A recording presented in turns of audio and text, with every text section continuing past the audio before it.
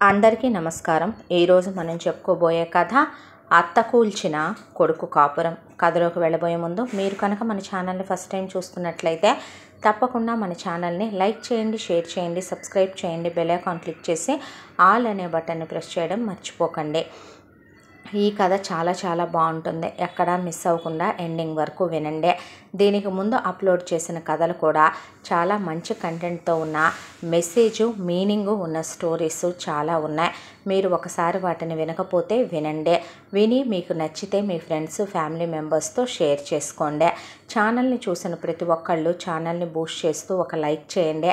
అలాగే ఒక మంచి కమెంట్ పెట్టండి. ఛానల్ని సబ్స్క్రైబ్ చేసుకుంటే నేను అప్లోడ్ చేసిన ప్రతి కథ నోటిఫికేషన్ మీ దాకా రావటానికి అది హెల్ప్ అవుతుంది. కథని ఎక్కడ స్కిప్ చేయకుండా వినండి. మరి కథలోకి వెళ్ళిపోదామా? ప్రశాంతమైన వాతావరణం ఉన్నట్టుండే ఉరుములు, మెరుపులు, గాలి, వాన, జల్లులు ఉండే కొద్దీ ఆ వర్షం తీవ్రత పెరిగిపోతోంది. గాలి తీవ్రత ఎక్కువైపోతోంది. కొండ చర్యల వైపు ఉన్న ప్రదేశం. చాలా జాగ్రత్తగా వెళ్ళాలి కార్లు అని వెళ్ళే వాళ్ళకి, వచ్చే వాళ్ళకి ఎక్కడికక్కడ వార్నింగుల కింద పెట్టించినటువంటి హోర్డింగులు. చాలా జాగ్రత్తగా మలుపుల్లో కారును తిప్పాలి అని మరీ రాసి ఉంచారు. అక్కడ ఒక కారు. ఆ కారులో ఒక భార్య, భర్త, ఒక 7 సంవత్సరాల పాప. కారు తోలుతున్న ఆయన భార్య ఏదో సరదాగా మాట్లాడిందని, అనుకోకుండా ఆయనకి ఫోన్ కాల్ వచ్చిందని పక్కకి తిరిగాడు. అంతే, క్షణకాలంలో అంతా తారుమారైపోయింది. కారు పల్టీలు కొడుతూ ఉండగా కారులో నుండి పాపని బయటికి విసిరేశారు ఆ భార్య భర్తలు. వాళ్ళు తప్పించుకోవటానికి ఎక్కడా ఏదీ వీలు కాలేదు. దాంతో వాళ్ళు ఆ కారు పల్టీలు కొడుతూ భార్య అక్కడికక్కడే చనిపోయింది. పాప ఆ పక్కనే ఉన్నటువంటి లోయలో పడి అలా దొర్లుకుంటూ వెళ్ళిపోయి ఒక చెట్టు కొమ్మకి ఏలాడుతూ అక్కడ ఆగిపోయింది. ఒక రోజంతా వాళ్ళు ఆ గాలి, వర్షం, తుఫాన్లో జనారణ్యం లేని ఆ ప్రపంచంలో అలా తిరగబడిపోయిన కారులోనే ఉండిపోయారు. చాలాసేపు ప్రాణాలతో పోరాడే ఆ కారులో ఉన్న స్త్రీమూర్తి ప్రాణాలు వదిలేసింది. ఆయన ఎక్కడో ఉన్న కొనవూపిరితో ఇంకా ఏదో తెలియపరచాలి ఎవరికో అనేలా బ్రతికే ఉంటే, అనుకోకుండా వెళుతున్న కాలేజీ పిల్లలు అది చూసి వెంటనే అంబులెన్స్ ఫోన్ చేశారు.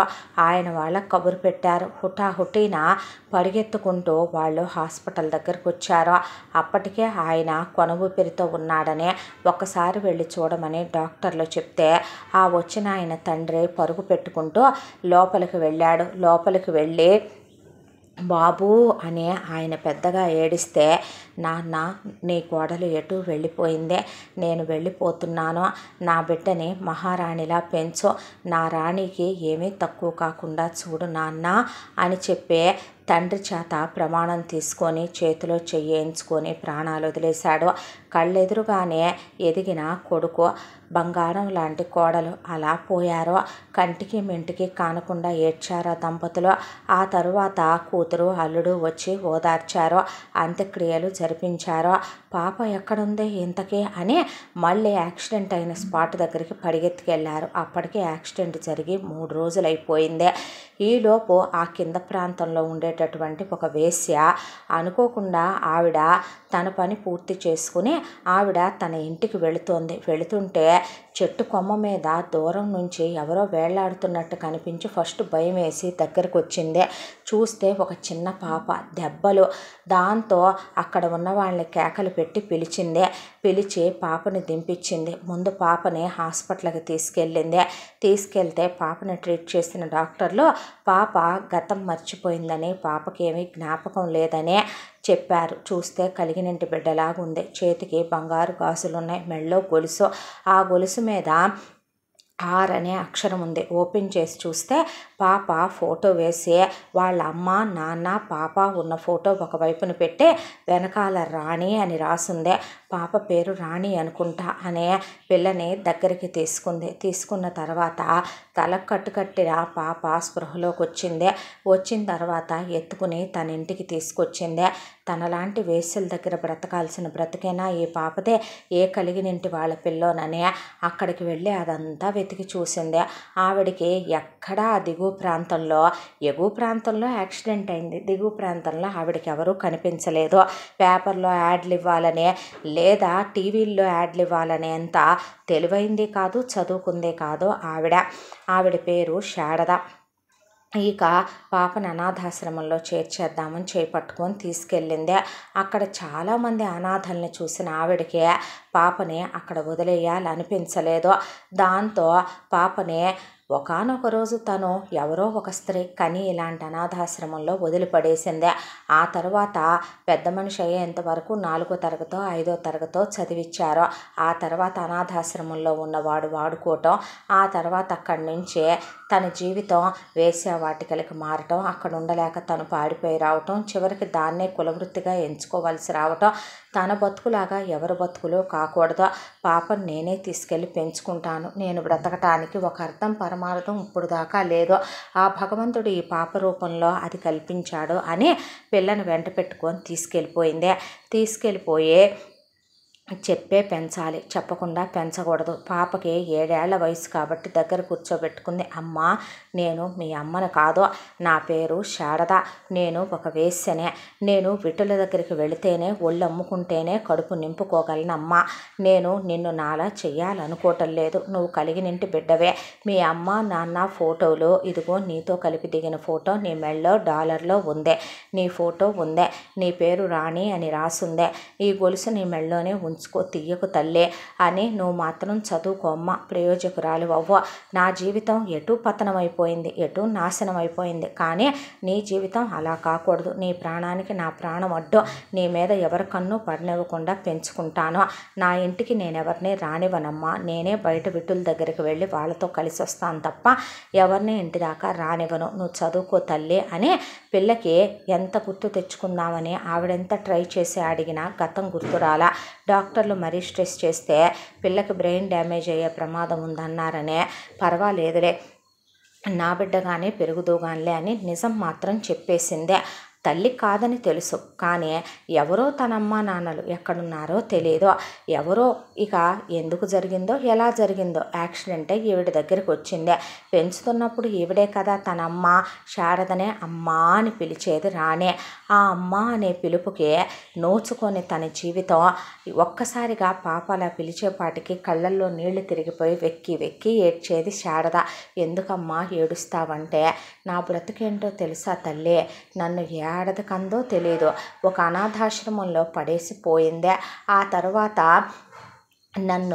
నేను పెద్ద మనిషి అయ్యేంతవరకే బాగానే చూశారమ్మా చిన్నపిల్లగా. ఆ తర్వాత అందంగా ఉండి కంటికి ఆనేసేపాటికి ఆశ్రమంలో ఉండే దాని మొగుడు నన్ను పట్టుకొని చెరిచాడు. ఆ తర్వాత ఎంతోమంది దగ్గర నన్ను చేతులు మార్చారు. ఆ తర్వాత వేశ్యావాటికలకు అమ్మారు. ఎంతోమంది మగాళ్ళ చేతులు మారాను.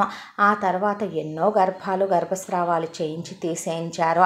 ఉండలేకపోయి పారిపోయి వచ్చాను. చివరికి వచ్చాక పనికి వెళ్దామంటే ఆ వెళ్ళిన దగ్గర ప్రతి ఒక్కడు నా చేయి పట్టుకొని వస్తావా అని అడిగిన వాడే. నాకు చదువు లేదు, నా బోటుది ఏ కూలి పనో తప్ప ఏమీ చేసుకోలేదు. దాంతో దీనంతటికన్నా ఆ పడుపు వృత్తే నయమని ఎంచుకున్నాను. ఇలా ఒక్కదాన్ని పొట్టపోసుకుంటూ బతుకుతున్నాను. బాగుండకపోయినా నాకు నేనే తోడు తప్ప, నాకు ఆ దేవుడే తోడు తప్ప ఎవరూ లేరు అనుకుంటున్నప్పుడు నువ్వు దొరికావు తల్లే. అమ్మా అన్నావు. ఈ జన్మకి దేనికి నోచుకోలేదమ్మా. నేను పుట్టి బుద్ధెరిగిన తర్వాత అందరినీ చూస్తాను ప్రపంచంలో. ఓణీల ఫంక్షన్లు, పెద్ద మనిషి ఫంక్షన్లు, పెళ్లి చూపులు, పెళ్ళిళ్ళు, ప్రేమలు, ఆ తర్వాత కడుపుతో ఉండటం, సీమంతాలు, బారసాలలో అమ్మ అనే పిలుపు, భర్త ఇచ్చే గౌరవం, అత్తమామలు, ఒక మెట్టి నీళ్ళు, ఒక పుట్టి నీళ్ళు, ఆడపిల్లకి ఎన్నో సంతోషాలు. నా బ్రతుకులో ఏవీ లేవు కదూ, నువ్వు వచ్చాకే ఈ అమ్మ అనే పట్టం కట్టావు నాకని ఆవిడ తెగ ఆనందపడిపోయింది. ఆ తర్వాత నుంచి పాపనే చిన్న బెత్తే స్కూళ్ళల్లో ఏమీ చేర్చకూడదు, కాస్త మంచి స్కూల్లోనే చేర్చాలని మంచి స్కూల్లోనే చేరిస్తే పాప పెరిగే కొద్దీ చేతికున్న గాజులు టైట్ అయిపోతే ఆ గాజులు కూడా తీసేసి అమ్మ ఇవి నీ దగ్గరే ఉంచు అంటే, నువ్వు రేపు పెద్ద చదువులు చదువుకోవాలనుకున్నప్పుడు వీటిని అమ్ముతాను, అప్పుడు ఉపయోగపడతాయి అని పిల్ల కాళ్ళకు పెట్టిన బంగారు మువ్వలు, వాటితో పాటు చేతులకు ఉన్నటువంటి బంగారు గాజులు, మెళ్ళో ఉన్న బంగారు నెక్లెస్ తీసి ఆవిడ దాచిపెట్టింది. దాచిపెట్టిన తర్వాత ఇలా కాలచక్ర భ్రమణంలో పాప స్కూల్కి వెళ్ళొస్తూ ఆవిడ పడుపు వృత్తితో సంపాదించిన డబ్బులతోనే పిల్లకి మంచి తిండి పెట్టేదే. పిల్లకి మంచిని చెడుని ప్రపంచంలో రకరకాల మనుషులు ఉంటారనే ప్రతి మగాడు ఆడదాన్ని ఏదో ఒక విధంగా వాడుకోవాలనే చూస్తాడనే, ఆడదంటే ప్రతి మగాడికి అలుసేనమ్మా అనే, ఇంట్లో పెళ్ళాలున్న ఎదవలకి సరిపోరనే, పెళ్ళాల మీద చూపించలేని మగతనాలు పౌరుషాలు అన్నీ బయట డబ్బులిచ్చిన ఆడవాళ్ళ మీద చూపించాలనుకుంటారనే, పెళ్ళాలని మోసం చేసి చెప్ప పెట్టకుండా ఇలా వస్తారనే, సుఖాలు పొందేళ్తారని, బయట పతివ్రత పురుషుల్లా పెద్ద పెద్ద కలరింగులు ఇస్తారనే, ధర్మపత్ని సమేతస్య అన్నప్పుడు పెళ్ళాల పక్కన నుంచుంటారనే, ఆ పెళ్ళాలకి సిగ్గులేదు, ఈ మొగుళ్ళకి సిగ్గులేదు, ఏదో బతుకులనే ఆవిడ చెప్తూ పెంచుకొచ్చిందే. పాపకు 11 ఏళ్ల వయసు వచ్చింది. ఒక రోజున శారద ఎవడో ఒకడితో గడిపి డబ్బులు తీసుకొని వచ్చేసిన శారద మీద వ్యామోహం పోని వాడు తప్పతాగి శారద వెనకాలే పడి ఇంటి దాకా వచ్చాడు. శారద అసలు ఎవరిని ఇంటికి తీసుకురాదు. అయితే రాగానే నా ఒళ్ళు కంపరంగా ఉందమ్మా, స్నానం చేసి వస్తాను అని ఆవిడ పాపను కూడా ముట్టుకోదు. అలాగేనమ్మా అన్న తర్వాత నీకోసం తినటానికి ఇవి తెచ్చాను, తిను తల్లి అని ఆవిడ స్నానానికి వెళ్ళిందే. వెళ్ళేసరికి ఆ వచ్చిన తాగుబోతాడో శారద లోపలికి వెళ్ళిన తర్వాత పాప బయట అందంగా నవనవలాడుతూ చాలా చక్కగా ముట్టుకుంటే మాసిపోయేలాగా ఉందే. 11 ఏళ్ల పిల్ల, అప్పుడే వచ్చి రాని యవ్వనం, ఇంకా పెద్ద మనిషి కూడా అవ్వలేదు పిల్ల మీద పడిపోయాడు వాడు. దాంతో అమ్మ అమ్మ అని పిల్ల కేకలు పెడుతుంటే రాణి శారద అలాగే గబగబా బట్టలు కట్టుకొని వచ్చి కుక్కను కొట్టినట్టు కొట్టి తరిమేసింది అవతల వాడినే. తరిమేసిన తర్వాత వాడు పారిపోయాడు. అక్కడి నుంచే శారద పిల్లని దగ్గరికి తీసుకుని వాడు గోళ్లతో రక్కినియ్యి కొట్టినియ్యి దగ్గరికి తీసుకొని మా తల్లే మా అమ్మే అని ఫస్ట్ ఎయిడ్ చేసి పిల్లని దగ్గరికి తీసుకుని భోజనం తినిపించి ఒళ్ళో పడుకోబెట్టుకుంది. అమ్మా నిన్న ఒక మాట అడగనా నేను అంది రాణి. ఏంటి తల్లి అంది శారద. అమ్మా మనం ఈ పని ఎందుకు చెయ్యాలి చెప్పు, నువ్వు ఇలాంటి దాన్ని ఎందుకు వృత్తిగా ఎంచుకోవాలి? నాకేమీ చేతగాక ప్రతిరోజు మన దగ్గరికి కూరలు అమ్మే బామ్మ వస్తుంది. ఆ బామ్మ వయసు 80 ఏళ్ళు ఉంటాయి. నువ్వు అందుకేగా కూరలు బేరమాడకుండా తీసుకుంటావు. అవునమ్మా, మరి ఆ బామ్మ కష్టపడి కూడా ఈ వయసులో బ్రతకట్లేదా? కష్టపడటానికి ఎన్నో దారులు ఉన్నప్పుడు ఈ దారినే మనం ఎందుకు ఎంచుకోవాలమ్మా? ఈరోజు ఒకడొచ్చాడు, తరుము కొట్టి పంపించావు, రేపు 10 మంది వస్తారు, నిన్నే ఏమైనా చెయ్యొచ్చో. ఇది ప్రమాదకరమైన వృత్తి కూడా కదూ.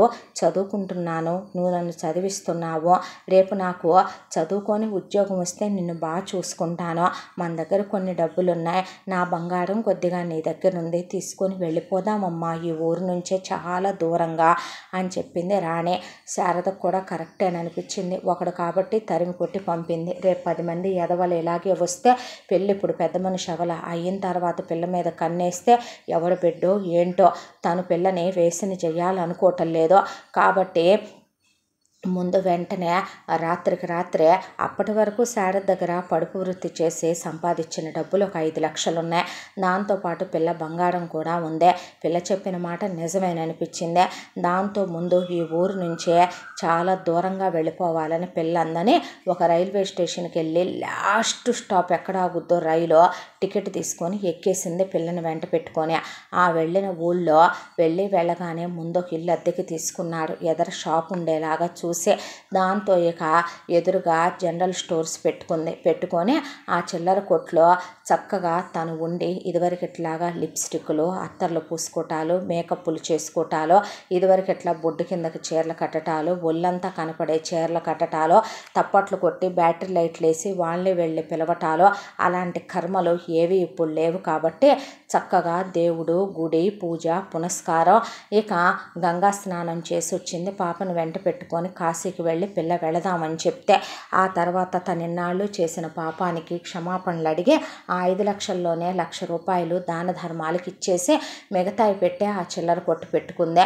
ఆ తర్వాత కాటన్ చీరలు కట్టుకొని మెళ్ళో సన్నటి తులసిమాల, చేతులకి సన్నటి గాజులు వేసుకొని భగవన్నామస్మరణ చేసుకుంటూ పాపను రోజు స్కూల్ వ్యాన్లో టాటా బాయ్ బాయ్ చెప్పి స్కూలుకి పంపించేదే. ఆ తర్వాత 13 ఏళ్ళకి పిల్ల పెద్ద మనిషి అయిందే. ఆ విషయం అసలు ఎవరికి చెప్పలేదు. 5 రోజులు ఇంట్లో ఉంచి తర్వాత నీళ్లు పోసి స్కూలుకి పంపించేసింది పిల్లనే. ఆ విషయం స్కూల్లో కూడా ఎవరికీ తెలియనివ్వద్దందే. ప్రేమని చాలామంది జీవితాల్లోకి వస్తారమ్మా, వచ్చే వాళ్ళని నమ్మకూడదు.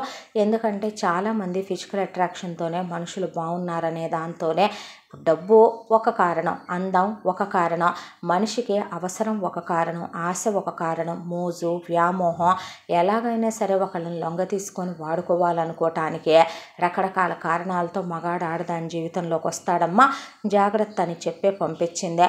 పిల్ల పడి పడి పడి పడి చదివేదే. శారద ఆనందానికి అవధులుండేవి కాదు.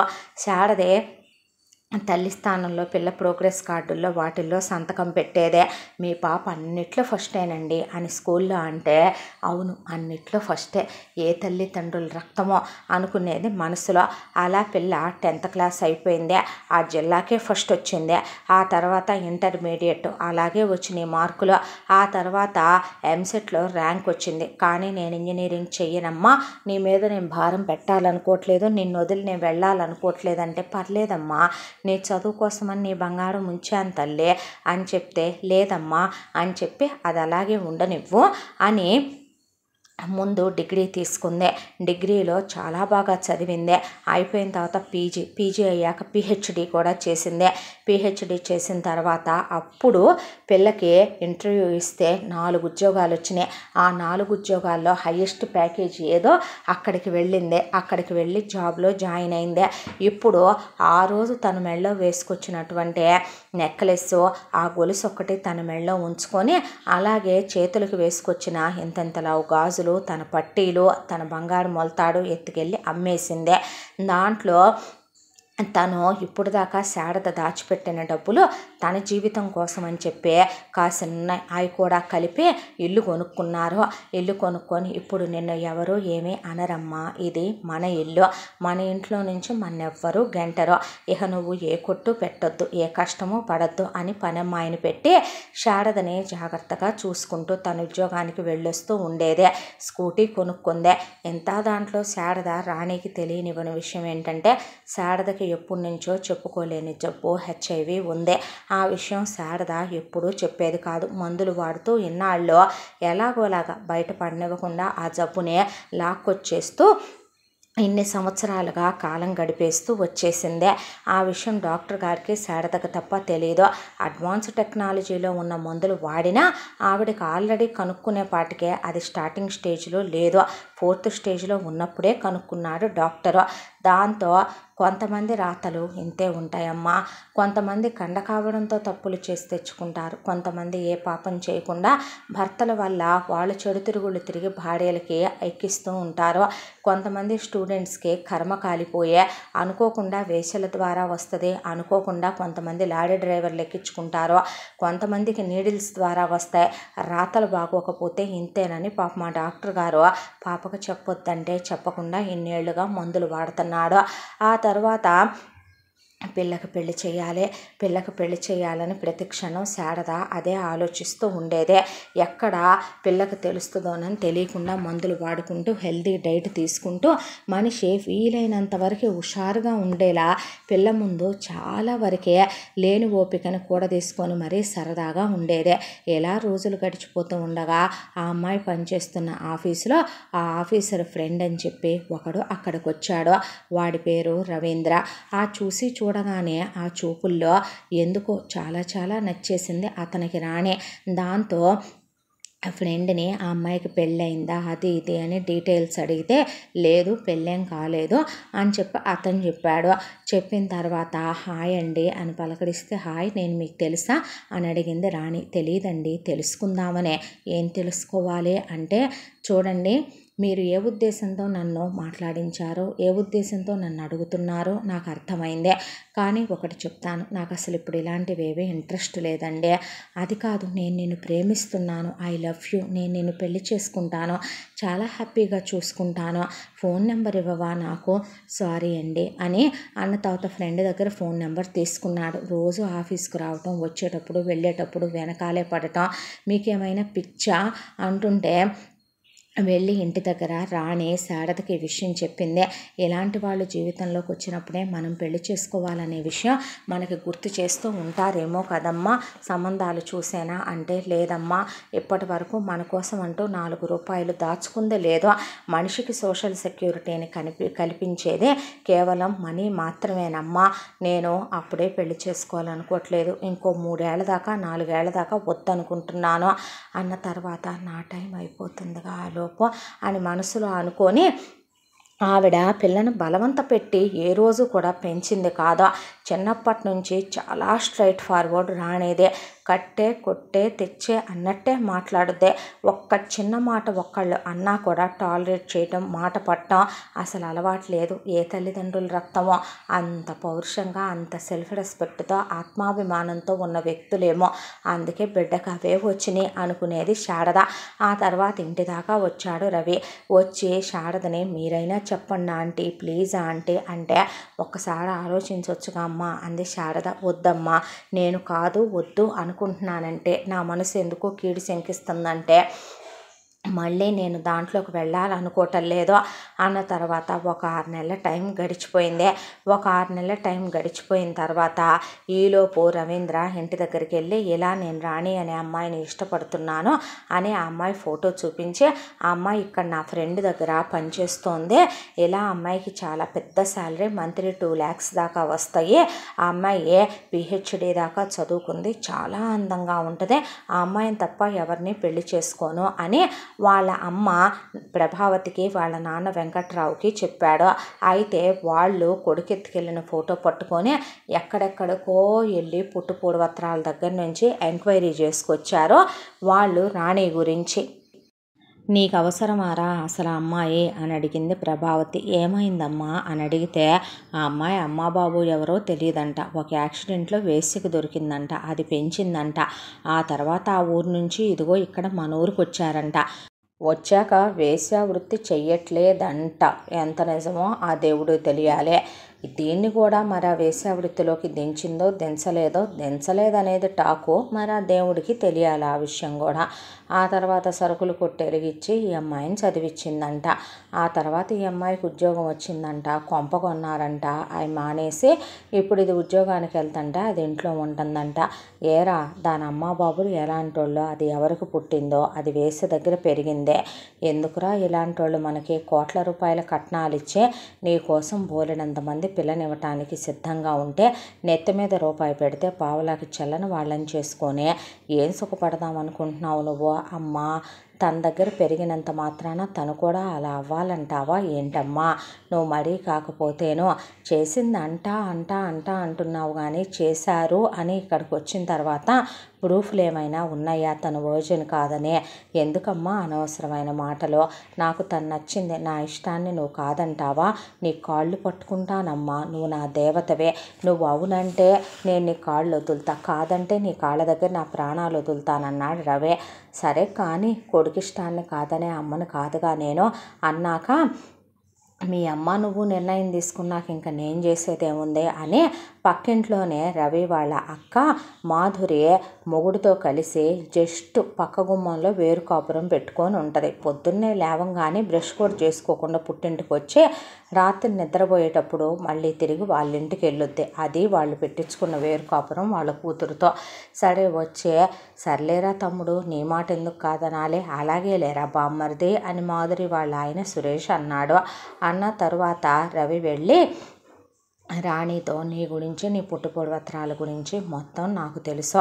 ఆవిడ నీ తల్లి కాకపోయినా ఐ రెస్పెక్ట్ హర్. ఆవిడ నిన్ను పెంచింది కాబట్టే. అలాగని చెప్పి మీ అమ్మా నాన్నలు ఎవరో ఏంటో నీకు తెలియదు కదా. నేను నీకు మంచి ఫ్యామిలీని ఇస్తాను. మా అమ్మ నిన్ను అమ్మ కన్నా ఎక్కువలా చూసుకుంటుంది. మా నాన్న సొంత కూతురులా చూసుకుంటాడు. మా అక్క నిన్ను ఒక అక్కలా చూసుకుంటుంది. మా బావ నీకు సొంత అన్నయ్య అవుతాడు. నేను నీకు అన్నీ చూసుకుంటాను. ఆవిడ చేసిన తప్పును బట్టి నేను నీ మీద నిందలు వేసేంత చీప్ ఫెలోని కాదు. నువ్వు క్వాలిటీ చెక్స్ లేనంత గుడ్ క్యారెక్టర్ ఉన్న అమ్మాయివని నాకు తెలుసు. నేను మా అమ్మ నాన్నను కూడా ఈ పెళ్ళికి ఒప్పించానని రవీంద్ర అంటే నాకు ఇష్టం లేదు అంది రాణి. కానీ శారదకు మాత్రం తన గురించి, తన కులవృత్తి గురించి తెలిసి కూడా తన దగ్గర పెరిగిన పిల్ల అంటే ఒక మాట అనకుండా రవీంద్ర అర్థం చేసుకొని పెళ్లి చేసుకుంటానన్నాడంటే ఎంత బ్రాడ్ మైండెడో, ఎంత పెద్ద మనసున్నోడో అనుకుందే ఆవిడ. ఆ తర్వాత రోజులు గడవటం, రవీంద్ర రాణి వెనకాలే పడటం, ఈలోపు శారదకు ఆరోగ్యం పాడవటం. ఆరోగ్యం పాడైన శారదను హాస్పిటల్కి తీసుకెళ్తే ఇదే విషయం అని తెలియటం. తెలిసిన తర్వాత కూడా ఆవిడ్ని తీసుకొచ్చి కుడి చెయ్యి ఎడం చెయ్యి అనే తేడా లేకుండా అన్నీ ఎత్తిపోసి మరీ దగ్గరుండి చూసుకుంది రాణి. చేతులెత్తి దండం పెట్టింది శారద. అమ్మ, నాకింత అర్హత ఉందంటావా అని. అర్హతల గురించి నువ్వు మాట్లాడకూడదమ్మా. నువ్వే గనక ఆ రోజు చెట్టు కొమ్మ మీద వేలాడే నన్ను దింపకపోతే ఎవరో ఒకళ్ళు నా ఒంటి మీద ఉన్న నగలు ఒలిసేసుకొని నిజంగానే నన్ను రెడ్ లైట్ ఏరియాకు అమ్మేస్తే నా బతుకు ఏమై ఉండేదే. నువ్వనే దానివి నా జీవితంలోకి వచ్చావు కాబట్టే. మా నాన్న అమ్మైనా సరే నాకింత అన్నం పెట్టావు, బతికిచ్చావు, ప్రాణం పోసావు, చదువు చెప్పించావు. నువ్వు చెప్పించిన చదువు వల్లే కాదు ఇవాళ నెలకు 2 లక్షల జీతం వస్తుందే. నువ్వు సంపాదించిన కష్టార్జితంతోనే కదమ్మా ఈ ఇల్లు చాలా వరకు డబ్బులు నీ కష్టార్జితం వేసే నా కోసం కొన్నావు. నా కోసం అంటూ కాస్త బంగారం చేయించి లాకర్లో పెట్టావు.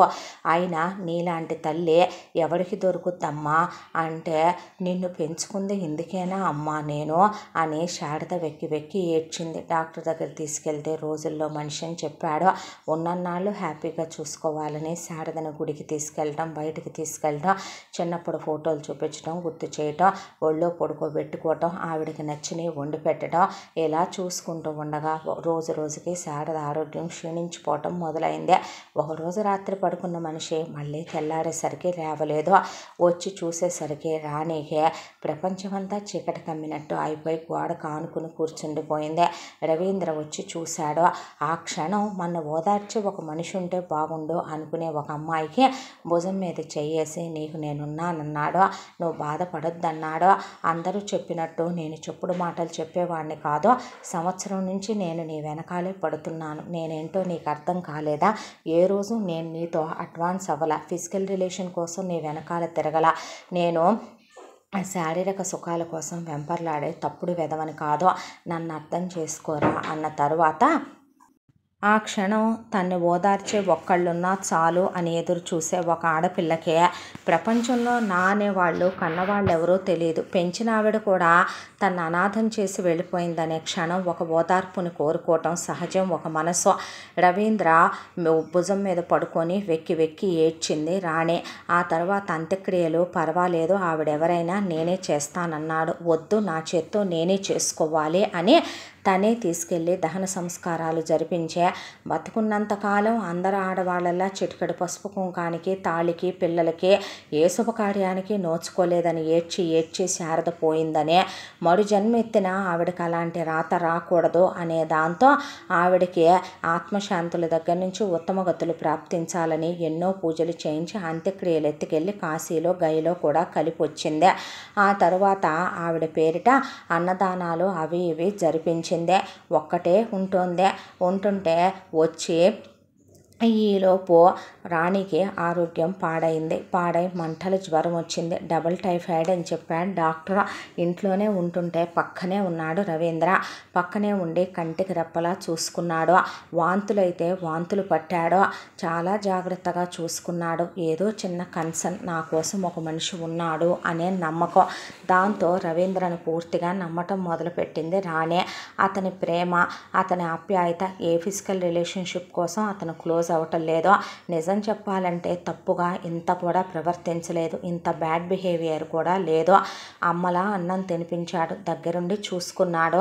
ఇంతవరకు తను ఎరుగని ప్రేమ, తను ఎరుగని మమకారం అతని కళ్ళల్లో కనిపించింది. దాంతో నేను నిన్ను పెళ్లి చేసుకుంటానురా, ఇప్పుడు నేనేదో నిన్ను ఇలా చూసుకొని నటించాను అనుకోకు, జీవితాంతం నా ప్రాణంలా చూసుకుంటాను అని చెప్పాడు. దాంతో ఆలోచించింది రాణి. తనకంటూ ఒక కుటుంబం తోడు ఉండాలనేగా శారద అనుకుందే.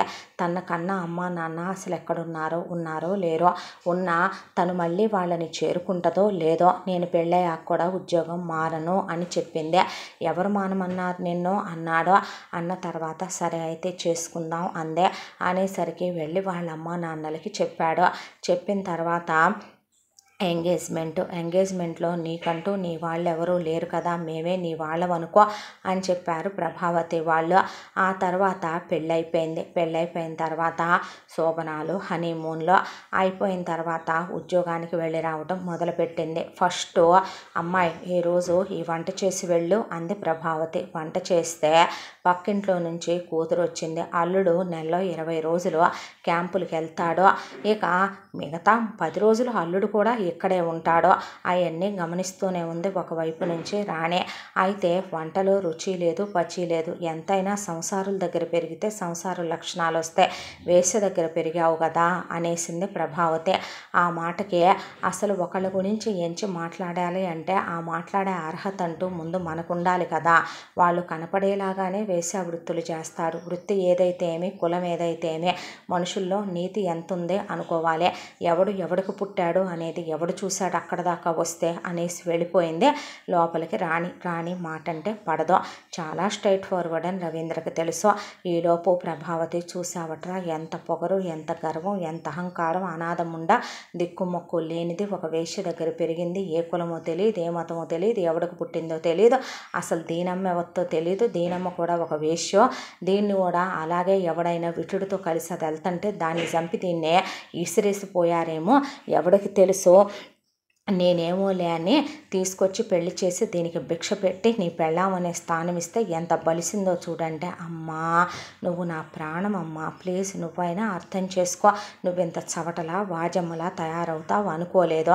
అదేలేమ్మా నువ్వు అన్నీ పెట్టగలవు కానీ తమ్ముడికి రాత్రి గదిలోకి నువ్వు వెళ్ళలేవుగా, అప్పుడైతే అదే కావాలిగా, తెలిసిందేగా, మామూలుగా లొంగదనే కదా, వాడికి ఆ ఇది ఎక్కువ కాబట్టే కదా. అందగత్తైన పెళ్ళాం రోజంతా అనుభవిస్తున్న తీరని మోసు, ఏం చేస్తాడు దాంతో అనుకునేసరికి ఈ కాపురం నేను కూల్చేయాలి, వీడి కాపురం నాశనం అయిపోవాలి, దేవుడా ఒక అత్తగా నేను ఈ కాపురాన్ని కూల్చేయాలి, నా కొడుకు కాపురం ముక్కలైపోవాలి, వీడి పెళ్ళి పెటాకులైపోవాలి అనుకుంది ప్రభావతి. నువ్వు అనుకోవటం ఎందుకే, దేవుడే చేస్తాడులే అన్నాడు వెంకట్రావు. ఎందుకమ్మా తలా ఓ చెయ్యేస్తే అదేమన్నా పెద్ద కష్టమా అనేసింది కూతురు. ఈలోపు రవీంద్ర మనసులో కూడా ఒక ఇదే, ఏమైంది అమ్మకి గౌరవం ఇవ్వచ్చుగా, విలువివ్వచ్చుగా, కాంప్రమైజ్ అయిపోవచ్చుగా, మాటకు మాట ఎదురు చెప్తుంది ఎందుకు, రాణే సర్దుకుపోతే ఏమైంది అని తన మనసులో అనుకునేవాడు. కానీ రాత్రి సుఖానికైతే పెళ్ళాం కావాలి కదా, అందమైన పెళ్ళాం, మోజుపడి చేసుకున్న పెళ్ళాం, సంవత్సరం పాటు కాళ్ళ చుట్టూ తిరిగి చేసుకున్న పెళ్ళాం, దాంతో ఏం మాట్లాడలేకుండేవాడు. ఇక ఇంట్లో ప్రతిరోజు గొడవలే, ప్రతిరోజు గోళ్ళే. ప్రభావతి కావాలని పని మనుషుల్ని తీసేసే పనులన్నీ చేయమనేది, తన ఇంట్లోనే కాదు పక్కనే ఉన్న తన కూతురింట్లో కూడా. రాణినే నేనెందుకు చేస్తాను, నాకేం పనని ఎక్కడ వదిలేసే ఆ పనులు తన పని వరకు తను చూసుకునే, తను చేయగలిగిన పని వరకు తను చేస్తే, నీ పెళ్ళాం పనులు చేయట్లేదురా ఆడింగేదవా, చూస్తా ఊరుకుంటావేంట్రా చవట సన్నాసి అనే అమ్మ అక్క ఒక పక్కన. అంటే ఏం చేయమంటావు, జాబ్ మానేయమంటావా, జాబ్ మానేసి ఇప్పుడు పనులు చేస్తూ కూర్చోమంటావా, నాకు ఒక విషయం అర్థం కాదు, పనమ్మాయిలు తనకై వాళ్ళకై వాళ్ళే మానలా, మీ అమ్మ వాళ్ళని మానేయమంటాం నేను విన్నాను, ఏంటిది చీప్గా సీరియల్స్లో అత్తగారులా సినిమాల్లో అత్తగారులాగా కోడలతో పనులు చేయించాలనుకోవటం ఏంటి, మీ ఇంట్లో చేయటానికి నేను 3 అంతస్తులో దాదాపు ఒక్కొక్క అంతస్తుకి 5 బెడ్రూములు, హాలు, కిచెను అంటే 7 రూములు చొప్పున నేను చేయగలిగే ఉన్నానా? ఇక్కడ చేసి మీ అక్కింట్లో కూడా చేయమంటది మీ అమ్మ. నేను పని మనిషినా, ఇంటి కోడలనా? నేను నిన్ను అన్నానా అలానే? మరి నువ్వేమీ మాట్లాడవేంటే? అయినా అసలు పెళ్ళికి ముందు ఉన్న ఏ మాటలు పెళ్ళయ్యాక నీలో లేవే? ప్రతి అమ్మాయి బతుకు ఇంతేనేమో కదో. ప్రతి విధవ పెళ్ళి కాకముందు చాలా మాటలు మాట్లాడతాడు. పెళ్ళయిన తర్వాత ఎందుకింత దిగజారిపోతాడు? ఈ ఇంటికి వచ్చిన మొదటిసారి మీ అమ్మ నన్ను అన్నప్పుడు నువ్వు నోరెత్తనప్పుడే అర్థమైపోయింది. నీతో చెప్పుకున్నా ఎలాంటి ఉపయోగం లేదు, నా బతుకులో వచ్చే మార్పు లేదు అని. నీకు రాత్రుళ్ళు నా కాళ్ళు పట్టుకోవటానికి కూడా నామూషి అనిపించదు కదో. నా కాళ్ళు పట్టుకొని రోజు కాళ్ళు నెత్తి మీద పెట్టి తన్నించుకొని అక్కడి నుంచే నువ్వు సంసారం చేయటానికి వస్తావు కదా. మరి అలాంటప్పుడు మీ అమ్మ దగ్గర నీ నోరెందుకు లేవదో అని అడిగి వెళ్ళిపోయేది రాణి. అమ్మకి ఏదో వయసు అయిపోయింది, చాదస్తాంలే, పట్టించుకోకు అంటే ఏంటి, ఇప్పుడు పనులు చేస్తూ కూర్చోమంటావా? నేను అన్నానా అలా? మరి ఏం చేయమంటావు నువ్వు? ఒక్కరోజు ప్రశాంతంగా తినటానికి లేదు. వరండాలో కూర్చుంటే హాల్లో కూర్చోమంటది, హాల్లో కూర్చుంటే డైనింగ్ టేబుల్ మీద కూర్చోమంటది, గదిలో కూర్చుంటే లెక్కలేని తనమంటది. పోనీ డైనింగ్ టేబుల్ దగ్గర కూర్చుంటే మీ అమ్మ మాట్లాడే మాటలు ఎలా ఉంటాయి? అవును, మీ ఇంటికి దాని దగ్గరికి, ఆ వేసి దగ్గరికి, శారద దగ్గరికి మగాళ్ళు వచ్చేవాళ్ళ? మీరు ఊరు వచ్చాక కూడా మగాళ్ళు వచ్చారా? నువ్వు కాలేజీలో ఎవరినైనా ప్రేమించావా? నీ వెనక ఎవడైనా తిరిగేవాడా? మిమ్మల్ని ఇక్కడికి వచ్చాక ఎవడో గుర్తుపట్టలేదా? అసలు ఏంటి మీ అమ్మ మాటలో? మీ అమ్మ ఎలాంటిదో, మీ అమ్మ నాన్న ఎవరో నీకు తెలియదా? నీ గుర్తులేరా? మీ అమ్మ కూడా వేసేనేమో. ఏం మాటలవి? నేనేమైనా నీ కాళ్ళ చుట్టూ తిరిగానా? నిన్ను దేబరిచ్చానా? నువ్వు తప్ప దిక్కులేదన్నానా? నిన్నే పెళ్లి చేసుకోమని అడిగానా? అని మాటకు మాట, మాటకు మాట, మాటకు మాట, వేటుకు వేటు, వాదనకు వాదన ఇంట్లో రోజు గొడవలు అవుతూనే ఉండేవే. దానికి తోడు నీ శాలరీ తీసుకొచ్చి ఇమ్మనమనే ప్రభావతి ఒకరోజు గొడవ పెట్టుకుంది రాణితో. ఎందుకు ఇవ్వాలి నా జీతం? నేను ఇంట్లో ఖర్చులు ఉండవా? ఎంత ఉంటాయి ఇంట్లో ఖర్చులు? నీ మొగుడు చేసేది గవర్నమెంట్ ఉద్యోగం, నా మొగుడు ఖర్చులు ఉండవా? నీ మొగుడు రోజుకో ఉంపుడు గత్తెతో తిరిగితే నీ మొగుడిని సాయంత్రానికి అత్తరజల్లి పంపించుకుని నీకు తెలియాలి ఆ విషయం. బల్ల కింద చేతులు పెట్టి నీ మొగుడు బాగానే సంపాదించుకుంటాడు కదా. అవును, ఖర్చులు ఎందుకు పెరగకుండా ఉండవు? పక్కింట్లో కూతుర్ని పెడితే కూతుర్ని పక్కింట్లో వరకే ఉంచాలి. అలా కాకుండా పొద్దున్న లేసి బ్రష్ చేసుకోకుండా సాయంత్రం దాకా తీసుకొచ్చి కూతుర్ని అల్లుడిని ఇదే ఇంట్లో పెట్టుకొని మేపితే మనవాళ్ళని మనవరాళ్ళని ఖర్చులు తేలవా? మరే నీ సొమ్ము ఏమైనా పెడుతున్నావా? నీ మొగుడు సొమ్ము ఏమైనా పెడుతున్నావా? నా మొగుడు జీతం నువ్వే తీసుకుంటున్నావుగా, ఎందుకు ఈ వాదనలో? అవును, మరే పెళ్ళైన తర్వాత నీ జీతం నాకు తెచ్చిచ్చావా? నీ జీతం లెక్క చెప్పావా? మీ అమ్మకి ఇష్టపడి నువ్వు జీతం ఇచ్చుకుంటున్నావు. అలాంటప్పుడు నా జీతం, నా కష్టార్జితం నేనెందుకు ఇవ్వాలయ్యా? నాకేం పని, నాకేం అవసరం? పెళ్లి చేసుకున్నప్పుడు పెళ్ళానికి ముద్ద పెట్టాల్సిన ధర్మం నీకు లేదా? నా కూతురు అన్నావంటే పళ్ళు రాలుతాయి. తిప్ప అందరికీ పళ్ళు ఉంటాయి, అందరూ రాలగొట్టగలరు. 60 ఏళ్ళు ఉన్నోళ్ళే రాలగొడతానంటే 20 ఏళ్ళు ఉన్నోళ్ళు రాలగొట్టలేరా అనేపాటికి తన తల్లికి ఎదురు చెప్పిందనే, మాటకు మాట అందని, జీతం ఇవ్వనందనే ఇలా మనసులో బాధేసి కాంప్రమైజ్ అయిపోవచ్చుగా, సర్దుకోవచ్చుగా, ఇప్పుడు అమ్మకి ఎదురు చెప్పాలా అని మనసు చెప్తూనే ఉండేది రవీంద్రకి. ఆ తర్వాత ఇలా సంవత్సరం కాపురం అయిపోయిన తర్వాత ఇక నెక్స్ట్ ఇయర్ నుంచి ఉద్యోగం మానే అని మొదలుపెట్టింది ప్రభావతి. నేనెందుకు ఉద్యోగం మానాలి? ఏమో, ఉద్యోగం అడ్డం పెట్టుకొని ఎవడెవడమ్మటి తిరిగి వస్తున్నావో, ఎవడెవడమ్మటి కూలికి వస్తున్నావో అనేసరికి పిచ్చి పిచ్చిగా మాట్లాడితే మర్యాదగా ఉండదు. అదే మాట నేను నిన్ను నీ కూతురును కూడా అడగొచ్చు. నీ మొగుడు నీ అల్లుడు క్యాంపులకి వెళ్తున్నాడుగా, నీ మొగుడు ఊళ్ళ మీద పడి తిరుగుతూ ఉంటాడుగా, నీ మొగుడు వేసేవాటికి వెళ్తాడు, మీ ఇద్దరు ఎవరిని పిలిపించుకుంటున్నారని నేను అడిగితే అనేపాటికే రాణి అన్నాడు రవీంద్ర. ఏ రోషం పొడుచుకొచ్చిందా నీకు? మరి నీ అమ్మ నన్ను అనేటప్పుడు పొడుచుకు రావటల్లా? నీ ఫ్రెండేగా నా పై ఆఫీసరు, వాడికి నాకేమైనా ఎఫ్ఐఆర్ ఉందా? నీకు తెలియదా? నువ్వు ఎరగవా? నీ అంత చీప్ ఫెలో అతను కూడా కాదు అనేసరికి ఉద్యోగం మానేయొచ్చుగా, అమ్మను పట్టుకొని వేసతో సమానమనే కదా ఇప్పుడు అందే. అంత పొగరు గర్వం ఆడదానికి పనికిరాదు అని భార్యను కొడదామన్నంత తిడదామన్నంత కోపం వచ్చి చదువుకుందనే అహంకారం, పొగరు, గర్వం, ఉద్యోగం ఉందనే బలుపు అనుకున్నాడు రవీంద్ర. ఆ తర్వాత ఏం మాట్లాడకుండా మౌనంగా ఉంటే పలకరించలేదు. ఒక వారం రోజుల పాటు రాణి తనకే ఇక నైట్ పడక్కి పెళ్ళాం కావాలి కదా గుర్తొచ్చి మళ్ళీ కాళ్ళు పట్టుకొని సారీలు చెప్పుకున్నాడు. ఇలా కాపురం జరిగిపోతూ ఉండగా ఈలోపు కావాలని పని వాళ్ళని మాన్పించడం, ఏదైనా వండితే 1 కాదు 4 రకాలు వండమంటాం. ఇప్పుడు ఏమైంది? నువ్వు వండితే ఎన్నని వండుతారు, ఎంతని వండుతారు? ఈ ఇంటికి వచ్చిన దగ్గర నుంచి ఒక్కరోజు ప్రశాంతంగా ఉన్నానా? అసలు ఇలా బతుకులు ఆడపిల్లలే తయారవుతాయి అనుకుంటే ఏ ఆడపిల్ల పెళ్లి చేసుకోదేమో.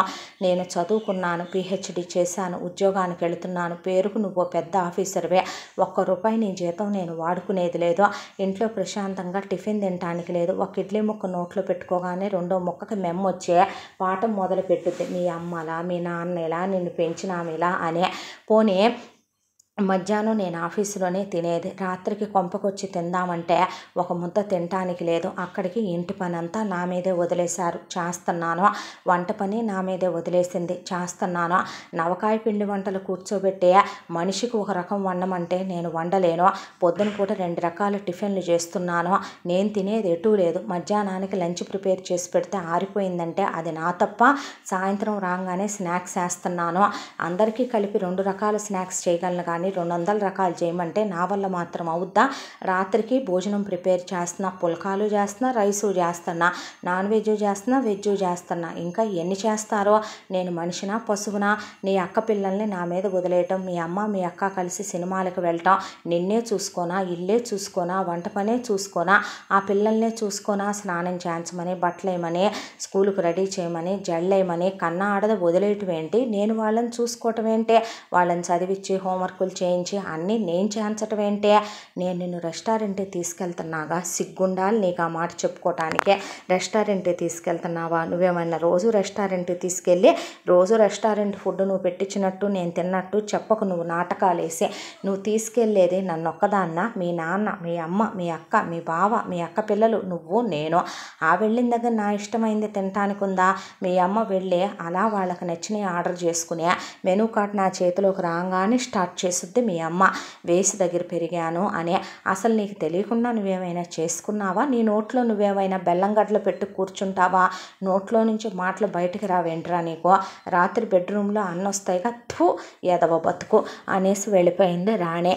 ఆ తర్వాత ఉద్యోగం మానేసి వాళ్ళమ్మ చెప్పినట్టు వినే ఇంటి పొట్టున ఉండొచ్చు కదా, పిల్లల కనలేదని సెకండ్ ఇయర్లో గొడ్రాలని గొడ్డు మొద్దని అదొక గొడవ, అక్కడ ఒక యుద్ధకాండలు అయిపోయినాయి.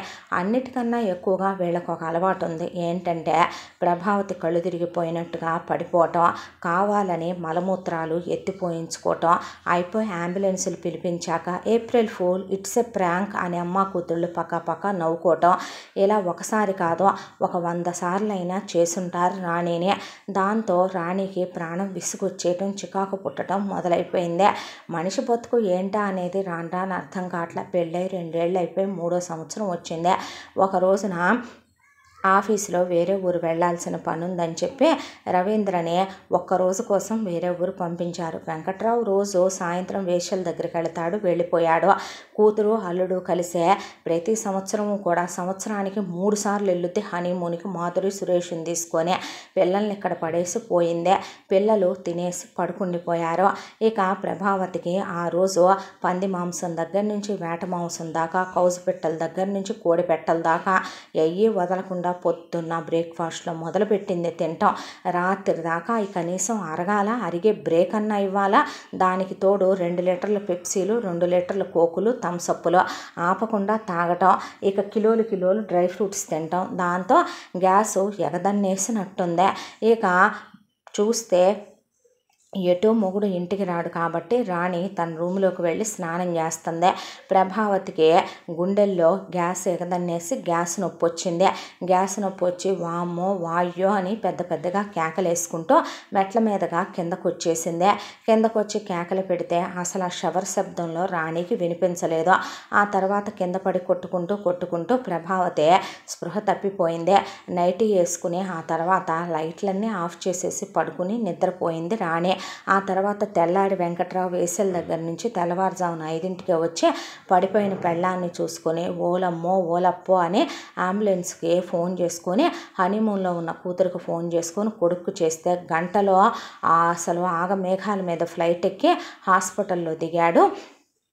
ఒకవైపున రవీంద్ర కూతురు అల్లుడు వచ్చారు. వచ్చేసరికి ప్రభావతికి గ్యాస్ పెయిన్ వచ్చిందని, అది కొంచెం లైట్గా హార్ట్ పెయిన్కి దారితీసిందని, కోమాలోకి వెళ్ళారని కొంచెం జాగ్రత్తగా ఉండాల్సిందని డాక్టర్లు అన్నారు. దాంతో ఇంట్లోనే ఉన్నావుగా, నువ్వు చూసుకోలేనంత రాచకార్యాలు ఏం వెలగబెడుతున్నావు అని వెంకట్రావు, మాధురి, సురేష్ ఎక్కేశారు రాణి మీదకే. అసలు నాకు తెలియదు, నేనేం చేశానో.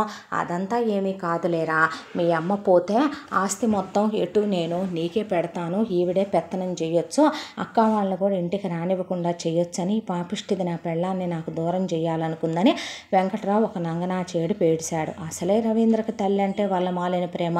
ప్రతి ఒక్కడు పైకి మేమమ్మ పప్ప బాయిలు కాదని చెప్తారులే, కానీ వెనకమాల ప్రతి ఒక్కడికి ఉండేది అదే జబ్బు. పక్కన నుంచి ఒక ఇంటి నుంచి వచ్చే ఆడపిల్ల మాత్రం వీళ్ళని పెళ్లి చేసుకున్న మహాపాపానికి దానికో పుట్టిల్లు ఉండకూడదు. అది ఫోన్లో ఏం మాట్లాడుతుందో వీళ్ళకే కావాలి. వాళ్ళ అమ్మ నాన్నతో అదేం మాట్లాడుకోకూడదు, దాని అన్నదమ్ములతో అక్క చెల్లెళ్ళతో అదేం మాట్లాడుకోకూడదు. అదేం మాట్లాడినా దాని కర్మానికి అత్తంటి విషయాలు మాత్రమే చెప్పుద్ది. అది ఆడదానికి రాసిన రాతేమో బహుశా కూడాను. అయితే అలా కూర్చుని నువ్వు అమ్మని చూసుకోవద్దా అన్నాడు రవీంద్ర. నిజం చెప్తున్నాను, నాకు అసలు తెలీదు, నేను అసలు చూడలేదు, వాదిస్తే పళ్ళు రాలిపోతాయి, చెప్పు తీసుకొని కొడతా, చేత్తో కాదు, మూసుకొని కూర్చో ఒక దగ్గర అన్నాడు. అన్న తర్వాత అసలు షాకులో మాట రాలేదు రాణికి. నేనేం తప్పు చేశానని భగవంతుడా, ఉన్న నిందలు చాలవని ఈ నింద కూడా నా మీద వేశావా నువ్వు అనే కళ్ళల్లో నీళ్లు తిరిగిపోయినాయి. ప్రభావతి అలా కోమాలో ఉంది. కోమాలో ఉన్న తర్వాత ఆ కోమా 1 రోజులు అన్నారు. 1 రోజులు కూడా లేదు, ఒక 10 రోజులు ఉందే. ఆ 10 రోజులు వెంకట్రావు వేశ్యల దగ్గరికి వెళ్ళొచ్చాడు, బిర్యానీలు తినొచ్చాడు, కూతురు అల్లుడు రెస్టారెంట్లకు వెళ్ళి తినొచ్చారు. రవీంద్ర బయటికి వెళ్ళి తినేసి వచ్చి గుళ్ళకి వెళ్ళొచ్చి కూర్చున్నాడు.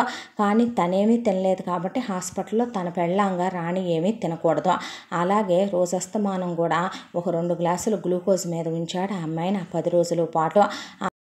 ఆ తరువాత ఇక ప్రభావతికి తగ్గిందని, కోలుకుందని హాస్పిటల్ నుంచి డిశ్చార్జ్ చేసి తీసుకెళ్ళొచ్చని డాక్టర్ గారు చెప్తే, నేను వెళ్ళను డాక్టర్ గారు, ఆ ఇంట్లో హంతకులు ఉన్నారు, నన్ను చంపేస్తారు, నా ప్రాణాలు తీసేస్తారు అంది ప్రభావతి. డాక్టర్ గారికి ఏమీ అర్థం కాక ఆయన అక్కడి నుంచి ఇది మీ ఫ్యామిలీ విషయం మాట్లాడుకోండి వెళ్ళిపోయాడు. ఆ స్థితిలో మంచం మీద ఉండి కూడా కొడుకుని పట్టుకొని, మొగుడిని పట్టుకొని, కూతుర్ని అల్లుడిని పిలిచి, ఆ రోజు నేను పడిపోయాననే, డాబా మీద నుంచి నన్ను తోసేసిందని, కిందకు పడ్డాననే, కిందకు పడిన తర్వాత కాళ్ళు పట్టుకున్నానని, దండం పెట్టాననే, కావాలని నన్ను చూసి నవ్విందని, నా ఎదురుగానే బిర్యానీ తిందని, నువ్వు ఇంతకింత అనుభవించి చావాలందని, ఆస్తి మొత్తం నా మొగుడికి నాకే రావాలందనే, నీ కూతురికి పెడదాం అనుకుంటున్నావా అందని, నీ మొగుడు తిరుగుబోతోడయ్యాడంటే నువ్వు వాడికి సుఖాన్ని ఇవ్వలేకేగా అందనే, అసలు నీ మొగుడికే నువ్వు నీ కొడుకుని కూతుర్ని కన్నావా అని అడిగిందనే, ఇలాంటి రాక్షసుని ఇంటికి నేను రాలేనయ్యా, నేనుండను, ఇది నన్ను చంపేస్తుందిరా, నాకు భయమేస్తుంది అని బాగా ఏడిసి చెప్పింది ప్రభావతి. ఆ మాటలన్నీ ఇంజక్షన్ లాగా ఎక్కినాయి రవీంద్ర తల్లోకే. ఎక్కిన తర్వాత బయటకు వచ్చాడు. ఆ మాటలన్నీ విని నిర్ఘాంతపోయింది రాణి. నిర్ఘాంతపోయిన తర్వాత ఇక పెళ్ళాం చేపట్టుకొని లోపలికి తీసుకొచ్చాడు. ఏంటి అంద రాణి. మా అమ్మ కాళ్ళు పట్టుకొని తప్పైపోయింది, ఉద్యోగం మానేసి మీరు చెప్పినట్టు వింటాను, మీరు ఏం చెప్తే అదే చేస్తాను అత్తయ్య, నన్ను క్షమించండి అని నీ కన్నీళ్లతో మా అమ్మ కాళ్ళు కడగవే అన్నాడు. అస్సలు నేను చచ్చినా ఆ పని చెయ్యను. తప్పు నాదైతే నువ్వు నన్ను ఒప్పుకోమని చెప్పాల్సిన అవసరం లేదు. తప్పు నాది కానప్పుడు అవతల ఉన్నది భగవంతుడు అయినా కూడా నేను భయపడ్ను.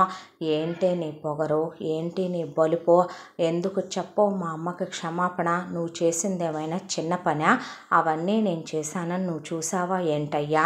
మీ అమ్మ ఇంత రోగంతో ఉండే మంచాన పడి కూడా పచ్చి అబద్ధాలు చెప్తుంది, నోటికి ఎంత వస్తే అంత అబద్ధాలు ఆడుతుంది. పైన దేవుడు అనేవాడున్నాడు, ఇంతకింతకి అనుభవించకపోరు నన్ను అనేవాళ్ళు. అయితే నువ్వు చెప్పనంటావు క్షమాపణ? చెప్పను చెప్పను చెప్పను అంది రాణి. అన్న తర్వాత సరేనని ప్రభావతిని డిశ్చార్జ్ చేయించి ఇంటికి తీసుకెళ్ళిన తర్వాత అందరూ లోపలికి వెళ్ళాక గేట్లు క్లోజ్ చేసి రాణిని జుట్టు పట్టుకొని బయటికి గెంటేశాడు రవీంద్ర. పిచ్చా నీకేమైనా గేట్లు ఏంటిది అంటే, ఏమే అంత పొగరు పట్టి కొట్టుకుంటున్నావు, అంత ఒళ్ళు బలిసి కొట్టుకుంటున్నావు? అవునులే, ఒక అమ్మ అబ్బకి పుడితేనే కదే నువ్వు. అవును, ఒక వేశ్య పెంపకంలో పెరిగిన నువ్వు ఒక వేశ్యవే కదే, ఒక నీతిమాలిన దానివే కదా. ఆఫీసులో నా ఫ్రెండ్తో ఎఫ్ఐఆర్ పెట్టుకొని ఉంటావు, అందుకే ఉద్యోగం మానవే అంటే నువ్వు మానట్లేదు. కాలేజీలో ఎంతమందితో తిరిగావో నీతిమాలిందానా. నీకు క్షమాపణ చెప్పటం, మమతలు, విలువలు, మమకారాలు, అనుబంధాలు, ఆత్మీయతల గురించి నీకెలా తెలుస్తాయే బరితెగించిందానా. మాటకు మాట మాట్లాడటం గొప్పతనం అనుకుంటున్నావా? నీకు విడాకులే కావాలంటే చెప్పు, నీ ముఖాన పడేస్తా. మన ఇండియన్ సైకాలజీ ప్రకారం ప్రతి ఆడదే కొన్నాళ్ళు పెళ్ళిళ్ళు చేసుకోవటం, మొగుళ్ళతో కాపురాలు చేయటం, విడాకులు ఇవ్వటం ఫ్యాషన్ అయిపోయిందే. ఎలిమనీ కావాలా, భరణం ఇవ్వాలా, ఏమంటే ఇస్తా. ప్రతి ఆడది ఏంటో తెలుసా? ఒక మగాడితో రాత్రులు గడిపినందుకు గంటల లెక్కను మీ బతుకులకి మీరే లెక్క చూసి మీరు సంసారం చేసినందుకు కూలీ తీసుకుంటున్న దిగజారిపోయిన ఆడజాతే మన భారత ఆడజాతే. నీతి మాలిందానా. మా అమ్మకి నువ్వు క్షమాపణ చెప్పవా? అసలు నీలాంటి బ్రోతల దాన్ని ఎవరే పెళ్లి చేసుకుంటారో? ఇప్పుడు అంటున్నా, నువ్వు కులత దగ్గర పెరిగిన కులతవే, వేశ్య దగ్గర పెరిగిన వేశ్యవే, నువ్వు బజారు దాని దగ్గర పెరిగిన బజారు దానివే. నీవు అసలు ఒక అమ్మకే అబ్బకే పుట్టావా? నీ అబ్బెవడో. నీ అమ్మ నిన్ను ఎంతమంది దగ్గర అది పక్క పంచుకొని కందో, మళ్ళీ అది పోతూ నిన్ను ఇంకొక వేశ్యగా పడేసి పోయిందేమో. అంత పొగరేంటే, అంత బొలిపేంటే? అవును, నీ మీద మోజుతోనే నీ వెనక తిరిగా, వ్యామోహంతోనే నీ వెనక తిరిగా, నీతో పక్క పంచుకోవాలనే వెనక తిరిగాను. కానీ నువ్వు అందరిలా పడే క్యాండిడేట్వి కాదు. కాబట్టే పెళ్ళని నీ మొహాన ఒక కుక్కకి బిస్కెట్ వేసినట్టు ఆఫర్ వేసాను. దానికోసం నేను కాస్త శ్రమ పడాల్సి వచ్చింది, పడ్డాను. ఏమోలేమనమని చేసుకొని పెళ్లి చేసుకొని తెచ్చాక నలుగురిలో పెళ్ళయింది కదా, మా అమ్మ నాన్న పరువు తీయటం ఎందుకు లేని మెదలకుండా ఊరుకుంటే మా అమ్మకి ఎదురు చెప్పటం, మా నాన్నకి ఎదురు చెప్పటం, మా నాన్న తప్పన్నావు, మా నాన్న ఎంతమంది వేసులతో తిరిగితే నీకెందుకే, నిన్నేమైనా రమ్మన్నాడా, వచ్చి నిన్ను సుఖపెట్టమన్నాడా? మా బావకి ఎన్ని ఎఫ్ఐఆర్లు ఉంటే నీకెందుకో? నిన్నేమైనా మా బావ వచ్చి తన గదిలోకి తను సుఖపెట్టమని అడిగాడా? మా అక్క మా అమ్మ ఎక్కడికి వెళ్తే నీకెందుకే? నువ్వు ఇంటి పని చెయ్యాలి, పాచి పని చెయ్యాలి. నీలాంటి బ్రోతల దానికి మెళ్ళో తాళి, నొసట్లో కుంకుమ, కాళ్ళకి మెట్లు, మెళ్ళో నల్లబూసలో మొగుడు, నీకంటూ ఓ సంసారం, వాళ్ళు పెట్టిన భిక్ష కదూ మరి. ఏమ్మా వాళ్ళ దగ్గర ఎందుకు మరి నువ్వు కాళ్ళు పట్టుకోవా? క్షమాపణ చెప్పవా? దిగొచ్చావా నువ్వు? అనే పాటికి మాట రాక రాణి అలాగే నుంచుండిపోయిందే. ఎందుకు నాన్న ఇలాంటి వాళ్ళతో నీకు? ముందే చెప్పాను, నీ మనసుకి ఇలాంటి వేశ్యల దగ్గర పుట్టి పెరిగిన వాళ్ళు, కులతలు, పతితలు ఎన్నో దాపరికాలు ఉంటాయి, ఎన్నో ఆంతరికంగా ఉండే గుట్లుంటాయి వీళ్ళ దగ్గర. వీళ్ళు చాలా లోతైన మనుషులుగా ఉంటారు. నీ జీవితం పతనం చేయటానికి నీ బతుకులోకి వచ్చింది ఇదే. ఎందుకయ్యా మనలాంటి సంసారాలలో ఇలాంటి వాళ్ళు ఉండలేరనే షాల్ కప్పుకొని ఏదో సినిమాల్లో అసలు పెద్ద పెద్ద జబ్బులు వచ్చిన హీరోయిన్ల లెవెల్లో వచ్చి కొడుకుని బాధపడకు నాన్న, నువ్వు నీ మంచి హృదయాన్ని అర్థం చేసుకోగలగటం హిమాలయాలంతా ఎదిగిపోయిన నా వల్ల తప్ప ఇలాంటి గడ్డిపోచల వల్ల ఏమవుద్ది నాన్న అని కొడుకుని లోపలికి తీసుకెళ్ళిపోయింది. లైఫ్ ఏంటనేది ఏమీ అర్థం కాల. బ్యాగ్ తీసుకొచ్చి బయటికి విసిరేసి వెళ్ళాడు మామ. ఆ తర్వాత ఆడపడుచు తలుపులు మూసేసిందే. అసలు తన బ్రతికేంటో అర్థం కాక ముందా బ్యాగ్ తీసుకుని అలా ఒక వర్కింగ్ ఉమెన్స్ హాస్టల్కి వెళ్ళి ఆ హాస్టల్లో జాయిన్ అయిందే.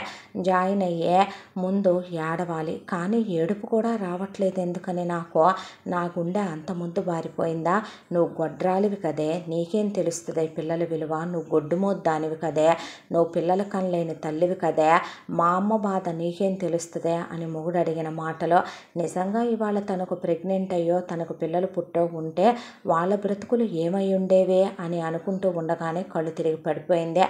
డాక్టర్ దగ్గరికి తీసుకెళ్తే వర్కింగ్ ఉమెన్స్ హాస్టల్ వాళ్ళు ఆ అమ్మాయి ప్రెగ్నెంట్ అని చెప్పారు. బర్త్ కంట్రోల్ యూస్ చేయట్లేదని గుర్తొచ్చి కర్మ దేవుడా అనుకున్న తర్వాత మొగుడన్న మాటలు గుర్తొచ్చినాయి. కడుపు తీపినే ఇప్పుడు అడ్డు పెట్టుకొని కాపురాన్ని కలుపుకోవాలా? అంతకన్నా హీనత్వం ఇంకొకటి ఉండదు. లేదు కాదు కూడదు, పిల్లలు పుట్టాక వాడేమన్నా మారతాడు అంటే అన్న మాటలన్నీ తను ఎలా మర్చిపోగలదు? ఇంకొక విషయం ఏంటంటే ఈ కడుపు కూడా రేపొద్దున తనకి రాలేదంటే, ఈ పిల్లలు కూడా రేపొద్దున తనకు పుట్టలేదంటే వద్దు భగవంతుడా, మనతో పాటు మన కడుపులో ఉన్న బిడ్డలకు కూడా మనం శిక్ష విధించకూడదు అనే దాంతో అబార్షన్ చేయించేసుకుందే. కళ్ళల్లో నీళ్లు తిరిగిపోయినాయి. ఏ పాపం చేసుకొని నా కడుపులోకి వచ్చారమ్మా? ఎవరో ఒక అమ్మ మీకోసం ఎదురు చూస్తూ ఉంటుంది. వాళ్ళని తల్లిని చేయి భగవంతుడా నా బిడ్డతో అనుకుందే. ఆ తర్వాత ఉద్యోగానికి వెళుతుంటే తన ఫ్రెండ్ దగ్గరే కాబట్టి వర్క్ చేసేది. రవీంద్ర ఫ్రెండ్కి ఫోన్ చేసి ఉద్యోగంలోంచి రాణిని తీసేయమన్నాడు. ఎందుకు తీసేయాలంటే అది తిరుగుబొద్ది, కులత, పతిత, వేశ్య, దానికి కడుపు వచ్చిందంట. అది ఆ కడుపు ఎవరితోనో చేయించుకుంది కాబట్టి కడుపు తీసేయించుకుంది. అలాంటి బజారు వాటిని నువ్వు ఉద్యోగంలో ఉంచుకుంటావా అని ఫ్రెండ్ని అడిగితే తను చాలా మంచిదిరా, అలాంటి చీప్ మాటలు మాట్లాడుకో, ఆడవాళ్ళని మరీ అంత లోటుగా మాట్లాడటం కరెక్ట్ కాదు అని అతను, అయినా నేనెవరిని తన్ని తీసేయడానికి, ఇక్కడ నేను ఒక ఎంప్లాయీనేనన్నాడు. అతను చాలా మంచోడు. అతను పెళ్ళాం అస్సలు మంచిది కాదు. కర్మగాలిపోయి మరదల్ని చేసుకొని ఇక కనపడ్డ ప్రతి ఆడదాంతో అక్రమ సంబంధాలు అంటగట్టుద్ది. వాడి పెళ్ళాం వాడికే. ఆ విషయం తెలిసిన రవీంద్ర వాడి పెళ్ళానికి ఫోన్ చేసి నీ మొగుడు నా పెళ్ళాంతో ఎఫ్ఐఆర్ పెట్టుకున్నాడు కాబట్టి అది ఉద్యోగం మానంది, ఇప్పుడు నీ మొగుడు ఉద్యోగంలోంచి తేనంటున్నాడు, నీ కాపురం కూల్చేసుద్ది, నేను తెలియక బ్రోతల దాన్ని పెళ్లి చేసుకున్నాను, నీ ఇష్టం ఆలోచించుకో అని చెప్పేసరికి అది ఆఫీస్కి వెళ్ళి అందరి ముందు నానా రచ్చ నానా రగడా చేసి, ఏరా దీన్ని మరిగావా, దీంతో డే అండ్ నైట్ సుఖపడుతున్నావా, నేనిచ్చే సుఖం జాలట్లేదా, ఎంతమంది కావాలరా నీకు, ఏమే కాపురాలు కూల్చేదానా, సంసారాలు ఆర్చేదానా, నీకు ఒక మొగుడు ఒక మగాడు చాలుగా, నిన్ను బ్రోతలది పెంచిందంట కదే, బ్రోతల దాని దగ్గర పెరిగావంట కదే, నీతి మాలిందానా అని నానా మాటలు అని మొగుడిని వదిలేసి వచ్చిందానా, నువ్వు మొగుడిని వదిలేసి విడాకులు ఇవ్వలేదంటే నీ గుట్లు బయటకు వస్తాయనేగా, కడుపు ఎవడో నా మొగుడు చేశాడా అందుకే తీసేయించుకున్నావా అని అసభ్యంగా మాట్లాడే దాన్ని ఉద్యోగంలోంచి తీసేయి అంది మొగుడినే. నేనెవరిని తన ఉద్యోగంలోంచి తీసేయటానికి, పిచ్చి పిచ్చిగా మాట్లాడుకునేసరికి అక్కడున్న ఆఫీసర్లు what is this non sense, who is this lady, అసలు ఏంటి మాటలు మాట్లాడటం, ఆఫీసులకు రావటం ఏంటిదంతా అసభ్యకరంగా, తను ఎలాంటిదో మాకు తెలుసు, ముందు నీ పెళ్ళాన్ని తీసుకొని నువ్వు బయటకు వెళ్ళకపోతే నిన్ను డిస్మిస్ చేయాల్సి వస్తుంది అని చెప్పిన తర్వాత అందరూ రకరకాలుగా గుసగుసలాడుకుంటున్నారు. ఉన్న మాటలకు తోడు ఈ మాటలు తను ఏం పడగలుగుతే, తన దగ్గర సేవింగ్స్ ఉన్నాయి, పెళ్లి కాకముందు సంవత్సరం సేవింగ్స్లో ఉన్నాయి 25 లక్షలు, అవి కాకుండా ఆ తర్వాత తను ప్రమోషన్లు వచ్చినాయి, హైకులు వచ్చినాయి, ఆ తర్వాత తన శాలరీలు పెరిగినాయి, తన దగ్గర 1 CR దాకా డబ్బు ఉంది, లేనిదల్లా నా అనేవాళ్లే, ఇంకా ఈ ఊళ్ళో ఎందుకు ఉండాలి, అసలు ఈ మాటలన్నీ తను ఎందుకు పడాలి, రిజైన్ ఇచ్చేసిందే, అది కాదు రాణి అనబోతే లాగి చెంప మీద కొట్టిందే, ఇదెందుకో తెలుసా, నీ పెళ్ళాం అన్నీ మాట్లాడుతున్నా నువ్వు మెదలకుండా నుంచున్నావు చూసావా, అంత చీప్గా కనపడతారేంట్రా ఆడోళ్ళు మీకు అనేసి, వస్తాను సార్ అని అక్కడున్న ఆయన ఉండమంటున్నా వినకుండా వచ్చి బ్యాగ్ తీసుకుంది, రైల్వే స్టేషన్కి వచ్చింది. రైల్వే స్టేషన్కి వచ్చి లాస్ట్ స్టాప్ ఎక్కడో అక్కడ టికెట్ ఇమ్మనమని ఎక్కి కూర్చుంది.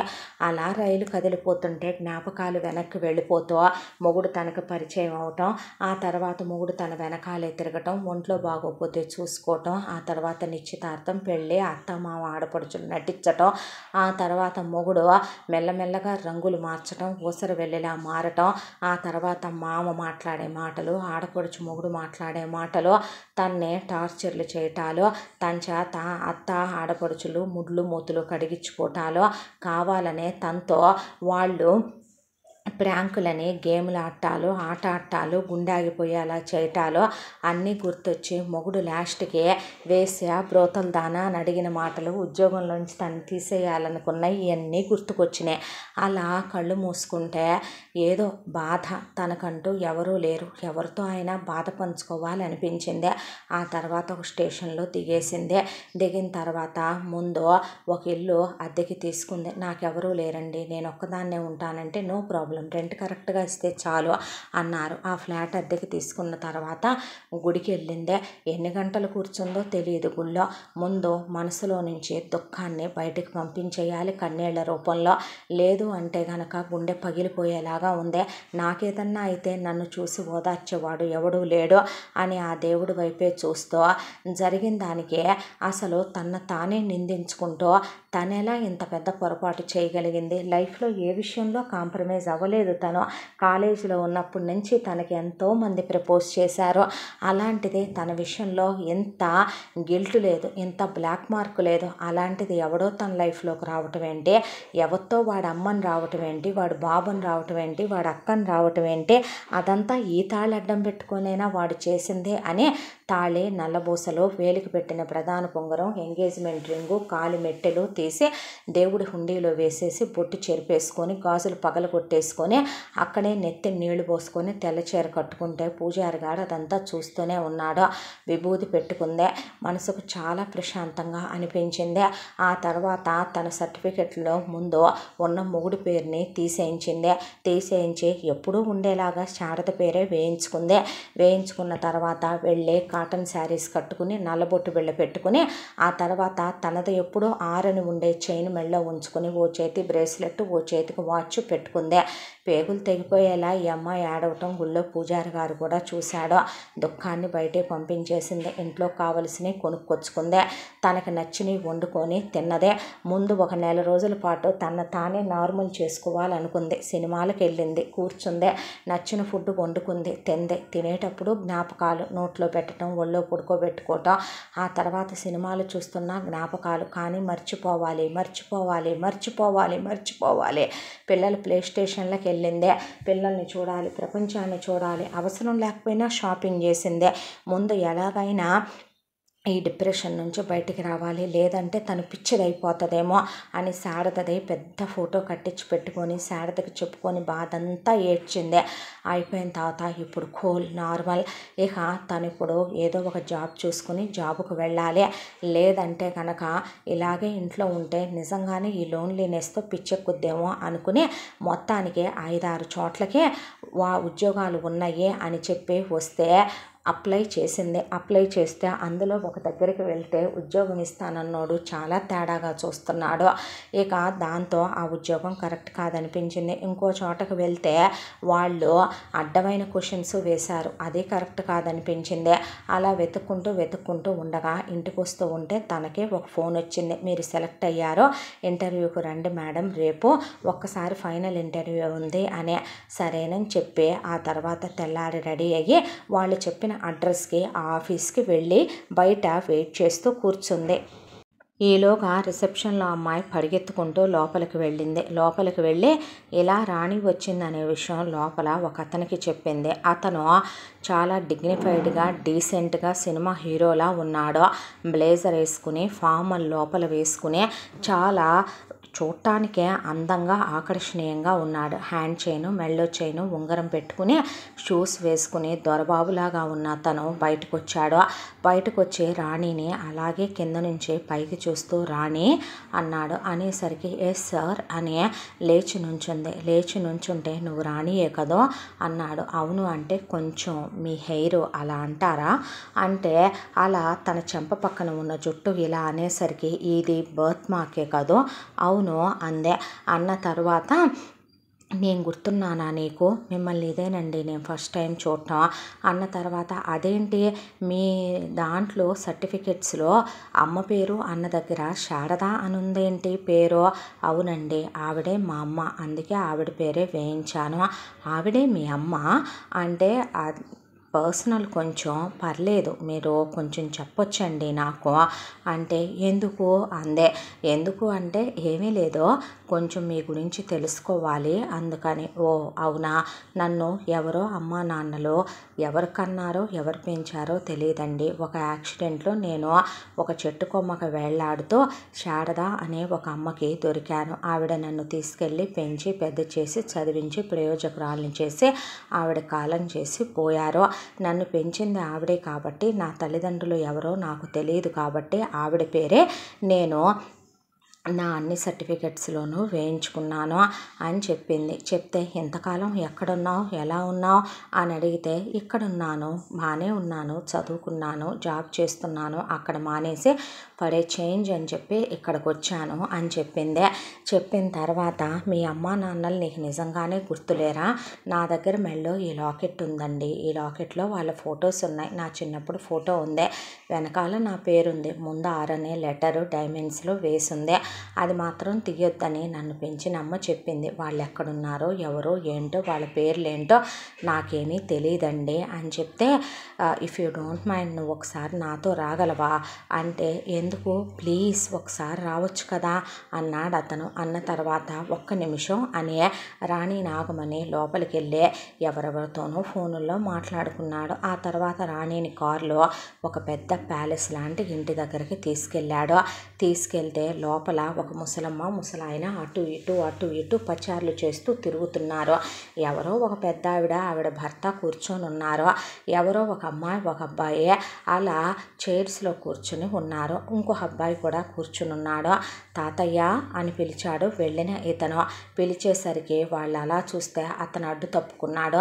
వెనకాల ఉన్న రాణిని చూసి పరిగెత్తుకుంటూ వచ్చి, పోలికలు వస్తాయంటే నమ్మలేదురా, అచ్చో తండ్రి పోలిక వస్తుంది ఆడపిల్లకి అంటారు. నా కోడల్ని ముమ్మూర్తులా దించేసినట్టే ఉంది కదూ అమ్మా, ఎలా ఉన్నావే ఎక్కడున్నావే అని కౌగిలించుకొని వెక్కి ఏడ్చి రాణమ్మ తల్లి అని ఏడుస్తుంటే, ఎవరండి మీరు, నన్ను ఎవరనుకుంటున్నారో, ఎవరని నా దగ్గరకు వచ్చి ఇలా మాట్లాడుతున్నారు మీరు అంటే, వాళ్ళు ఎవరనుకుంటున్నావు అన్నాడు తీసుకొచ్చిన అబ్బాయి.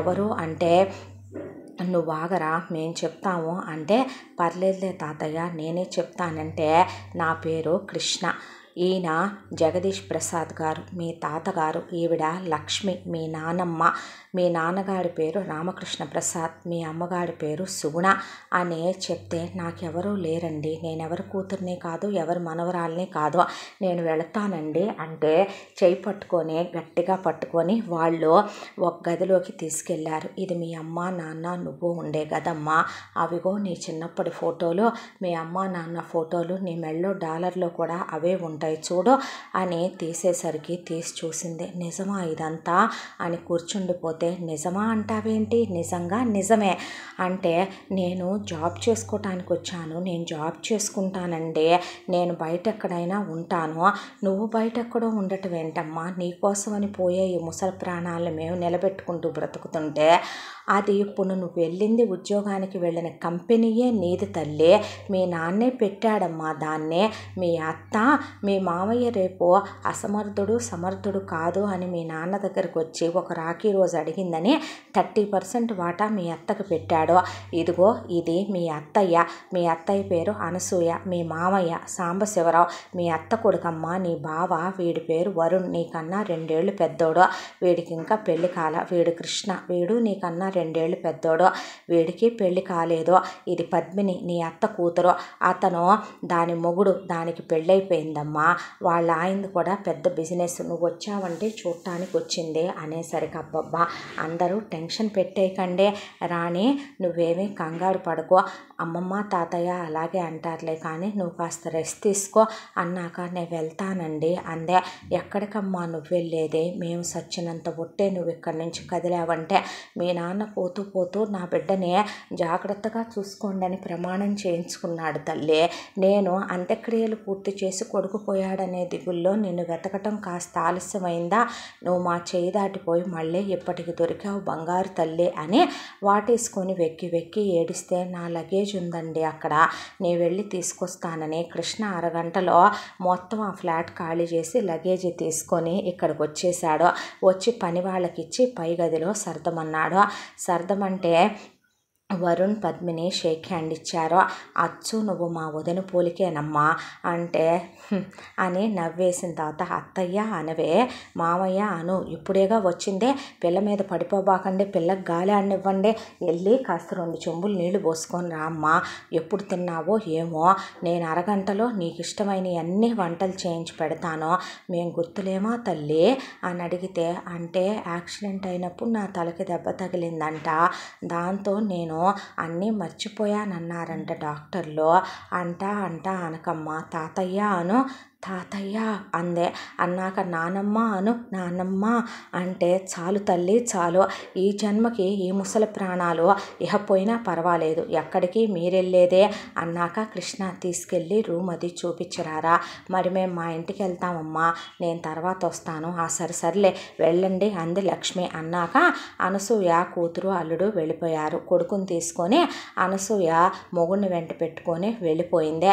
వెళ్ళిపోయిన తర్వాత కృష్ణ రాణిని వెంట పెట్టుకొని పై గదిలోకి తీసుకొస్తే ఇది చిన్నప్పుడు నీ బెడ్రూమే అన్న తర్వాత, నేను నీకు నిజంగా గుర్తులేనా రాణి అన్న తర్వాత, లేదు అంటే పర్లేదు కానీ నేను నిన్ను మర్చిపోలేదు. చిన్నప్పుడు నువ్వు నేను వరుణ్ పద్మిని కలిసి ఆడుకునేవాళ్ళం. నువ్వు ఎక్కువ నాతోనే ఆడుకునేదానివే, నా చేయి పట్టుకునే ఆడుకునేదానివి తెలుసా అన్నాడు. కలిసే స్కూల్కి వెళ్ళేవాళ్ళం, కలిసి భోంచేసేవాళ్ళం. అవును, ఆవిడ నానమ్మ ఆయన తాతగారు, ఆవిడ మేనత్త ఆయన మేనత్త భర్త, వాళ్ళ పిల్లలు. మరి నువ్వెవరు? నేనా?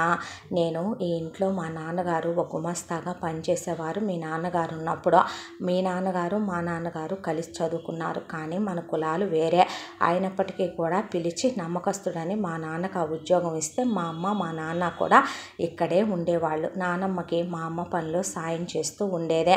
ఆ తర్వాత మా స్థాయి హోదా అని నేను మామూలు స్కూల్లో చదువుకుంటుంటే, నువ్వు నేను ఆడుకుంటుంటే నువ్వు మారం చేసి నన్ను నీతో పాటు నువ్వు వెళ్ళే పెద్ద స్కూల్కి తీసుకెళ్లేదానివే. ఇద్దరం కలిసి ఆడుకునేవాళ్ళం. ఆ తర్వాత ఒకరోజు అనుకోకుండా మీ అమ్మ నాన్న యాక్సిడెంట్ అయి నువ్వు కనపడకుండా పోయావు. చాలా ఏడ్చాను నీకోసం. ఆ తర్వాత ఒకరోజు మా అమ్మ నాన్న ఊరెళ్ళొస్తూ యాక్సిడెంట్లో వాళ్ళు పోయారు. నేను దిక్కులేని వాడిని, అనాథనే అయిపోతే నానమ్మ తాతయ్య దగ్గరికి తీశారు. ఒళ్ళో కూర్చోబెట్టుకొని నానమ్మ గోరు ముద్దలు పెట్టి లాలించి నన్ను కూడా వరుణ్తో పాటు ఫారిన్ పంపించి చదివించారు. నేను MBA చేశాను అబ్రాడ్లో, నీలా PhD చేయలేదులే అన్న తర్వాత, నువ్వు నాకు గుర్తు లేకపోయినా నువ్వు చెప్తున్న మాటలు వింటే చాలా తృప్తిగా ఉంది కృష్ణ, చాలా మనసుకు హాయిగా ఉంది అంది రాణి. అన్న తర్వాత, నువ్వు ముందు స్నానం చేయి, ఎప్పుడు తిన్నావో తిందుగానే అన్నాడు. అన్న తర్వాత స్నానం చేసి కిందకొచ్చింది. కిందకొచ్చేసరికి మళ్ళీ వరుణ్ అలాగే అనసూయ సాంబశివరావు అక్కడికి వచ్చారు. మళ్ళీ వచ్చావేంటే అంటే, వరుణ్ గారు ఏం లేదు, మళ్ళీ వెనక్కి వెళ్ళటం ఎందుకు, కాసేపు తనతో ఉండెళ్దామని కారు వెనక్కి తిప్పి తెచ్చాడులేమ్మా, పద్మిని వెళ్ళిపోయింది అంది అనసూయ. కూర్చొని ఉంటే, ఇన్నాళ్ళు ఎక్కడున్నావమ్మా, ఎలా ఉన్నావు అని అడిగారు లక్ష్మి జగదీష్ ప్రసాద్ రాణిని. డైనింగ్ టేబుల్ మీద ఈ చివరి నుంచి ఆ చివరి దాకా వెండి కంచాల్లో నింపేశారు అన్నీ కూడా. అయితే కృష్ణ, నీకు ఇదంటే ఇష్టంగా తిను, అదంటే ఇష్టంగా తిను. నిజమే, ఆ ఫుడ్ ఐటమ్స్ అన్నీ తనకిష్టమే. అంతవరకు మాత్రం కృష్ణ చూసి చూసి పెడుతున్నాడు. నిజంగా ఇవంటే తనకిష్టమారా అన్నాడు వరుణ్. అవును, చాలా ఇష్టం అన్నాడు కృష్ణ. అన్న తర్వాత లక్ష్మి కలిపి ముద్దలు పెడుతుంటే తినమని జగదీష్ ప్రసాద్ తల నిమురుతూ కూర్చుంటే కళ్ళల్లో నీళ్ళు వచ్చినాయి. నీళ్ళు ఆగకుండా కళ్ళల్లోంచి కారిపోతుంటే, కారం ఎక్కువైందా నానమ్మ అన్నాడు కృష్ణ.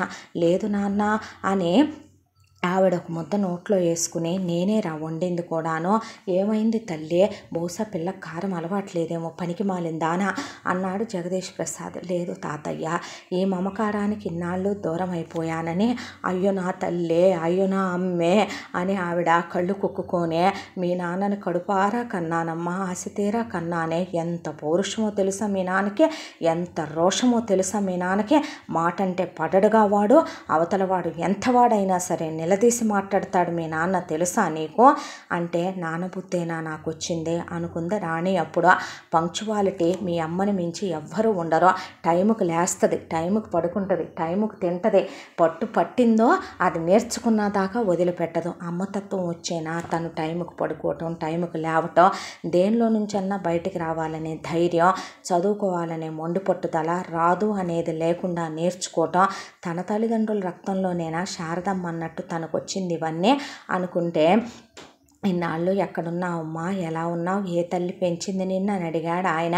ఇలా చెట్టు కొమ్మకు వేలాడుతున్న తన్ని వేసి తీసుకెళ్ళిందని, ఆ తర్వాత ఆవిడ వృత్తి మానేసిందని, ఆ తర్వాత వేరే ఊరొచ్చామని, ఆవిడ చిల్లర కొట్టు పెట్టి చదివించిందని, తనలా తన బ్రతుకు కాకూడదు అని అనుకుందని, ఆ తర్వాత తన లైఫ్లోకి ఇలా రవీంద్ర అనే ఒక కుక్క వచ్చిందని, ఆ కుక్క వచ్చిన తర్వాత వాడమ్మ ముందు ముసలి కన్నీళ్లు కార్చి నా కొడుకుని పెళ్లి చేసుకోమని అడిగిందని, ఆ తర్వాత మేకవన్న పులుల్లా కొన్నాళ్ళు బాగానే ఉండి వాళ్ళ గుణాలు ఇలా బయటకు వచ్చి హింసలు పెట్టారని, తర్వాత నిందలు విధించి వాడు గేట్లు మూసేసి నన్ను బయటికి గెంటేశాడని మొత్తం జరిగిందంతా చెప్పేసి ఇక ఇక్కడికి ఉద్యోగం కోసం వచ్చాను అన్నదాకా చెప్పుకొచ్చింది. అందరూ వింటూ కూర్చున్న తర్వాత వెళ్ళి నువ్వు పడుకోమ్మా అన్నాక రా రాణి అని కృష్ణ తీసుకెళ్ళి పడుకోబెడితే కరెక్ట్గా 10కి పడుకుంటాను నేను, 9 అయింది అని కృష్ణతో కాసేపు కబుర్లు చెప్తే చిన్నప్పుడు మాటలు, ఫోటోలు, ఆల్బమ్లు అవన్నీ చూపించి కబుర్లు చెప్పి పడుకోబెట్టాక పడుకుందరా అన్నాడు జగదీష్ ప్రసాద్. పడుకుంది తాత అంటే వెళ్దామా తాత అంటే వెళ్దాం పదా అన్న తర్వాత ఎక్కడికి అంద అనసూయ. లాగి దవడబెట్టి కొట్టాడు జగదీష్ ప్రసాద్ అనసూయని. వెళ్ళి సాంబశివరావు మీద పడిందే. మామయ్య ఏం చేసినా దానికి మీనింగ్ ఉంటుంది, కుక్కల్లే వాగొద్దంట నిన్ను. అది కాదు నాన్న, ఈ వయసులో ఎక్కడికి, కృష్ణ లేడా నాకు తోడు, ఏరా నువ్వు వస్తావా రావా, నాకు కొంచెం పనుంది తాతయ్య అన్న తర్వాత మీ మామయ్య 30% ఆస్తి పెడితేనే 24 గంటలు బిజీగా ఉంటున్నావు, మొత్తం ఆస్తి పెడితే ఏమైపోయేవాడివో నువ్వు అంద లక్ష్మి. అన్న తర్వాత వెళ్ళి కానిచ్చేసేవయ్యా అన్నాక డైరెక్ట్గా కృష్ణని తీసుకుని జగదీష్ ప్రసాద్ రవీంద్ర వాళ్ళ ఇంటి దగ్గరికి వచ్చాడు. వచ్చేసరికి ప్రభావతి కూర్చుని మొగుడిని ఎదురుగా కూర్చోబెట్టుకుని రవీంద్ర ఇంట్లో ఉన్నట్టు లేడు. కూతుర్ని అల్లుడిని ఎదురుగా కూర్చోబెట్టుకొని దాని కాపురం కూల్చేయాలనుకున్నాను, దరిద్రం వదిలిపోయిందే, దేవుడే కూల్చేశాడు, నువ్వున్నావు తండ్రే, అది విడాకులు కూడా ఇవ్వకుండా పోయింది వాడన్న మాటకే. ఆడజాతంతా శీలాలు అమ్ముకుంటారు ఎలిమనీల రూపంలో అన్నందుకు దానికి ఎంత పౌరుషమే ఎంత రోషమే. మనకే మంచి జరిగిందిగా అమ్మ, రూపాయి పోకుండా అనుకుంటూ ఉండేసరికి ఒక్క తలుపును తంతే తలుపు దెబ్బకు భళ్ళుని విరిగిపోయింది కృష్ణ. జగదీష్ ప్రసాద్ చేపట్టుకుని లోపలికి తీసుకెళ్తే ఆయన్ను కుర్చీలో కూర్చోబెట్టాడు. ఆ తర్వాత ఒక 30 మంది మంచి బాడీ బిల్డర్ లాంటి మనుషుల్ని తీసుకెళ్లారు. వెళ్ళేటప్పుడు ఎవరు మీరు, ఏంటి దౌర్జన్యం, ఏంటిదంతా అనేసరికి జగదీష్ ప్రసాద్ తీసుకెళ్లిన వాళ్ళల్లో ఆడవాళ్ళు కూడా ఉన్నారు. తుక్కు కింద ప్రభావతి కూతుర్ని ఏ ఎముక ఆ ఎముక ఇరిసి తుక్కు ర్యాక్ కొట్టారు వాళ్ళు. వెంకట్రావుని అల్లుడిని పడేసి ఏ జాయింట్కి ఆ జాయింట్ తీసేశారు ఆయన దగ్గర ఉన్న మనుషులు. ఈలోపు రవీంద్రని తీసుకురమ్మంటే తీసుకొచ్చారు. మా అమ్మనే కొడతారా మా నాన్నే కొడతారా అంటే ఎవరనుకొని నా మనవరాలి ఒంటి మీద నువ్వు చేయి చేసుకున్నావురా, ఎవడని నా మనవరాలి మెళ్ళో నువ్వు తాళి కట్టి దాన్ని గొడ్రాలని అడిగి గేటు బయట నుంచోబెట్టి మాట్లాడేంత నీ బతుక్కుందా, మీరెంత మీ బతుకెంత, అదెవరో తెలుసా ప్రిన్సెస్, నా కొడుకు ఎవరో తెలుసా రామకృష్ణ ప్రసాద్, జగదీష్ ప్రసాద్ వారసురాలదే, మీరెంత మీ బ్రతుకులెంత, నా ఇంట్లో గేట్ వాచ్మెన్గా ఉండేవాడికి కూడా ఒక క్యారెక్టర్ అంటూ ఉంటుంది, అలాంటిదే చీప్గా నా మనవరాలి మీద చాడీలు చెప్పి కొట్టిస్తావంటే జరిగిన నిజమేంటో నువ్వు చెప్తావా, లేకపోతే ఇది లైసెన్స్డ్ రివాల్వరే అన్నాడు జగదీష్ ప్రసాద్. అనేసరికి ఏంటి తాత చూస్తూ ఊరుకుంటావు ఇమ్మని కృష్ణ ఎత్తుకెళ్ళి ప్రభావతి గొంతు దగ్గర పెట్టాడు. వద్దు బాబు మీకు దండం పెడతాను, ఈ పెళ్ళి మాకు ఇష్టం లేదు, మా అబ్బాయి ఇష్టం లేకుండా చేసుకుంటానన్నాడు. అదొక వేసి దగ్గర పెరిగింది, కట్నాలు కానుకలు ఏమీ రావు, పైగా దానికి అహంకారం ఎక్కువ. ఇంటి పని వంట పని చేయిద్దాం అనుకున్నాను, పని మనుషుల్ని తీసేసి తొక్కేద్దాం అనుకున్నాను, ఉన్నాస్తంతా నా కూతురు పరం చేద్దాం అనుకున్నా, నా కొడుకు బోల్డ్ కట్నం లాగుదాం అనుకున్నా, ప్రతి విషయంలోనూ నాతో ఎదురెదురు వెళ్ళింది, జీతం నాకు ఇవ్వాల, ఉద్యోగం మాన్లా, దాంతోనే కావాలని నేనే చాలాసార్లు ప్రాంక్ చేసి దాంతో ముడ్డి మూతి కడిగించుకొని ప్రాంక్ అని ఏప్రిల్ ఫూల్ అని నవ్వి దాన్ని హేళన చేసేవాళ్ళం. దాన్ని పద్దాక వేసుకు పుట్టావు కులతకు పుట్టావని మాటలతో తూట్లు పొడిచాను. అలాగైనా వెళ్ళిపోద్ది అనుకుంటే వెళ్ళలేదు, మొండికి పడిందే, 3 ఏళ్ళు కాపురం చేసిందే, ఎలాగైనా వీళ్ళని తెగ్గొట్టేయాలి, కాపురం కూల్చేయాలి నా కొడుకుదే అనుకున్నాను, గెలవాలనుకున్నాను. ఈలోపు నేను గ్యాస్ నొప్పి వచ్చి పడిపోవటం, నిజంగానే అది చూడలేదు ఆ రోజున, దానికి అసలు తెలీదు, ఉన్నయ్యి లేనియ్యి చెప్తే నా కొడుకు నమ్మేశాడు, దాన్ని ఇంట్లోంచి గెంటేశాడు, దరిద్రం వదిలిపోయిందని మా అబ్బాయికి ఇంకో సంబంధం ఖాయం చేసుకున్నాం, విడాకుల నోటీస్ కూడా ఇవ్వలేదు, ఎలిమనీలు ఖరీదు కట్టి శీలానికి ఎంతని అడుగుతున్నాయి ఆడయ్యని మా అబ్బాయి అన్నాడని రోషంతో వెళ్ళిపోయింది ఆ అమ్మాయే. ఇదే జరిగిందన్నాక నేనే కావాలని తను నడిచే దారిలో అవి ఇవి పోసి తను కావాలని బర్త్ కంట్రోల్కి వాడే ట్యాబ్లెట్లు మార్చి తనకు కడుపు వచ్చేలా చేశానని మాధురే. ఇలా వెంకట్రావు ఇలా సురేష్ తలా ఒకళ్ళు నిజం ఒప్పుకునే పాటికే అయ్యో పశ్చాత్తాపం మొదలైంది రవీంద్రలో. ఇలా ఎందుకు చేశారు అనే తమ వాళ్ళనే అని తను ఇప్పుడు ఎక్కడుంది, నేను తనకు సారీ చెప్పాలి అనేసరికి కొడదామన్నంత కోపం వచ్చి కూడా ఒకవేళ మనసు మార్చుకుంటుందేమో, రాణి ఇతన్ని క్షమిస్తుందేమో అనే దాంతో అక్కడి నుంచి వీళ్ళ ఫ్యామిలీ మొత్తాన్ని రాణి దగ్గరికి తీసుకెళ్ళి నుంచోబెట్టాడు జగదీష్ ప్రసాద్. లక్ష్మికి జరిగిందంతా చెప్పుకొస్తే అనసూయ, సాంబశివరావు, వరుణ్ కూడా అక్కడే ఉన్నారు. లక్ష్మి దవడ పగిలిందాకా కొట్టింది మాధుడిని, ప్రభావతిని. మీ బతుకులు చెడ, మీ బతుకులకి నా మనవరాల్ని కోడలు చేసుకునేంత ఉందంటే నా ఇంట్లో కనీసం ఒక పని మనిషికి ఉన్నంత కూడా లేదు నీ స్థాయి, నీ హోదా అని అడిగింది ఆవిడ. ఈలోపు రాణి కిందకు దిగొచ్చింది. ఐఎమ్ సారీ అన్నాడు రవీంద్ర. నా తప్పు అయిపోయింది అన్నాడు.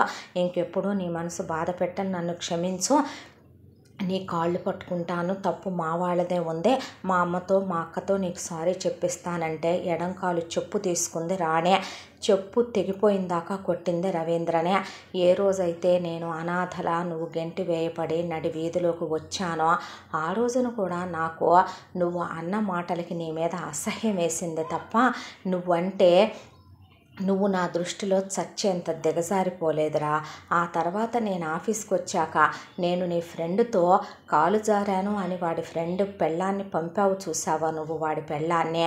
అది ఆఫీస్కి వచ్చి గొడవ చేసిందే, నా ఉద్యోగం పీకేయమన్నావే, అప్పుడే పోయావు నువ్వు నా దృష్టిలో. నేను ఎప్పుడైతే మాతృత్వాన్ని చంపుకొని నా కడుపు తీయించుకున్నానో ఆ రోజే నీ జ్ఞాపకం కూడా నాతో ఉండకూడదనుకున్నాను. అయిపోయిన తర్వాత అనాథలా వెతుక్కుంటూ ఈ ఊరు వచ్చాను. ఒక్కదాన్నే దేవుడి గుడిలో కూర్చొని భారం దిగిందాకా ఏడ్చాను. ఆ తర్వాత నేను ఏ రోజు తాళి తెంచేశానో, ఎప్పుడు దేవుడి హుండీలో వేసి నేను విధవనే ముండమోసానో నువ్వు అప్పుడే చచ్చావు కదరా. ఇప్పుడేంటి, మీ అమ్మ చెప్పింది కాబట్టి, మీ అక్క ఒప్పుకుంది కాబట్టి, బలగం ఉన్న మా తాతయ్య కృష్ణ వచ్చి కొట్టి తిట్టి ఒప్పించారు కాబట్టి నీ తప్పు అంటున్నావు. లేదంటే లైఫ్ లాంగ్ నేను కులతనే, నేను పతితనే, నేను వేశ్యనే, నేను వేశ్య దగ్గర పుట్టి పెరిగాను. ఇవాళ జగదీష్ ప్రసాద్ గారు వచ్చాడు కాబట్టి నేను రామకృష్ణ ప్రసాద్ గారి కూతుర్ని, నాకు కోట్లున్నాయి కాబట్టి నీ అమ్మకు నేను నచ్చిన కోడల్నే. నీ అక్క ఇప్పుడేమీ మాట్లాడదు.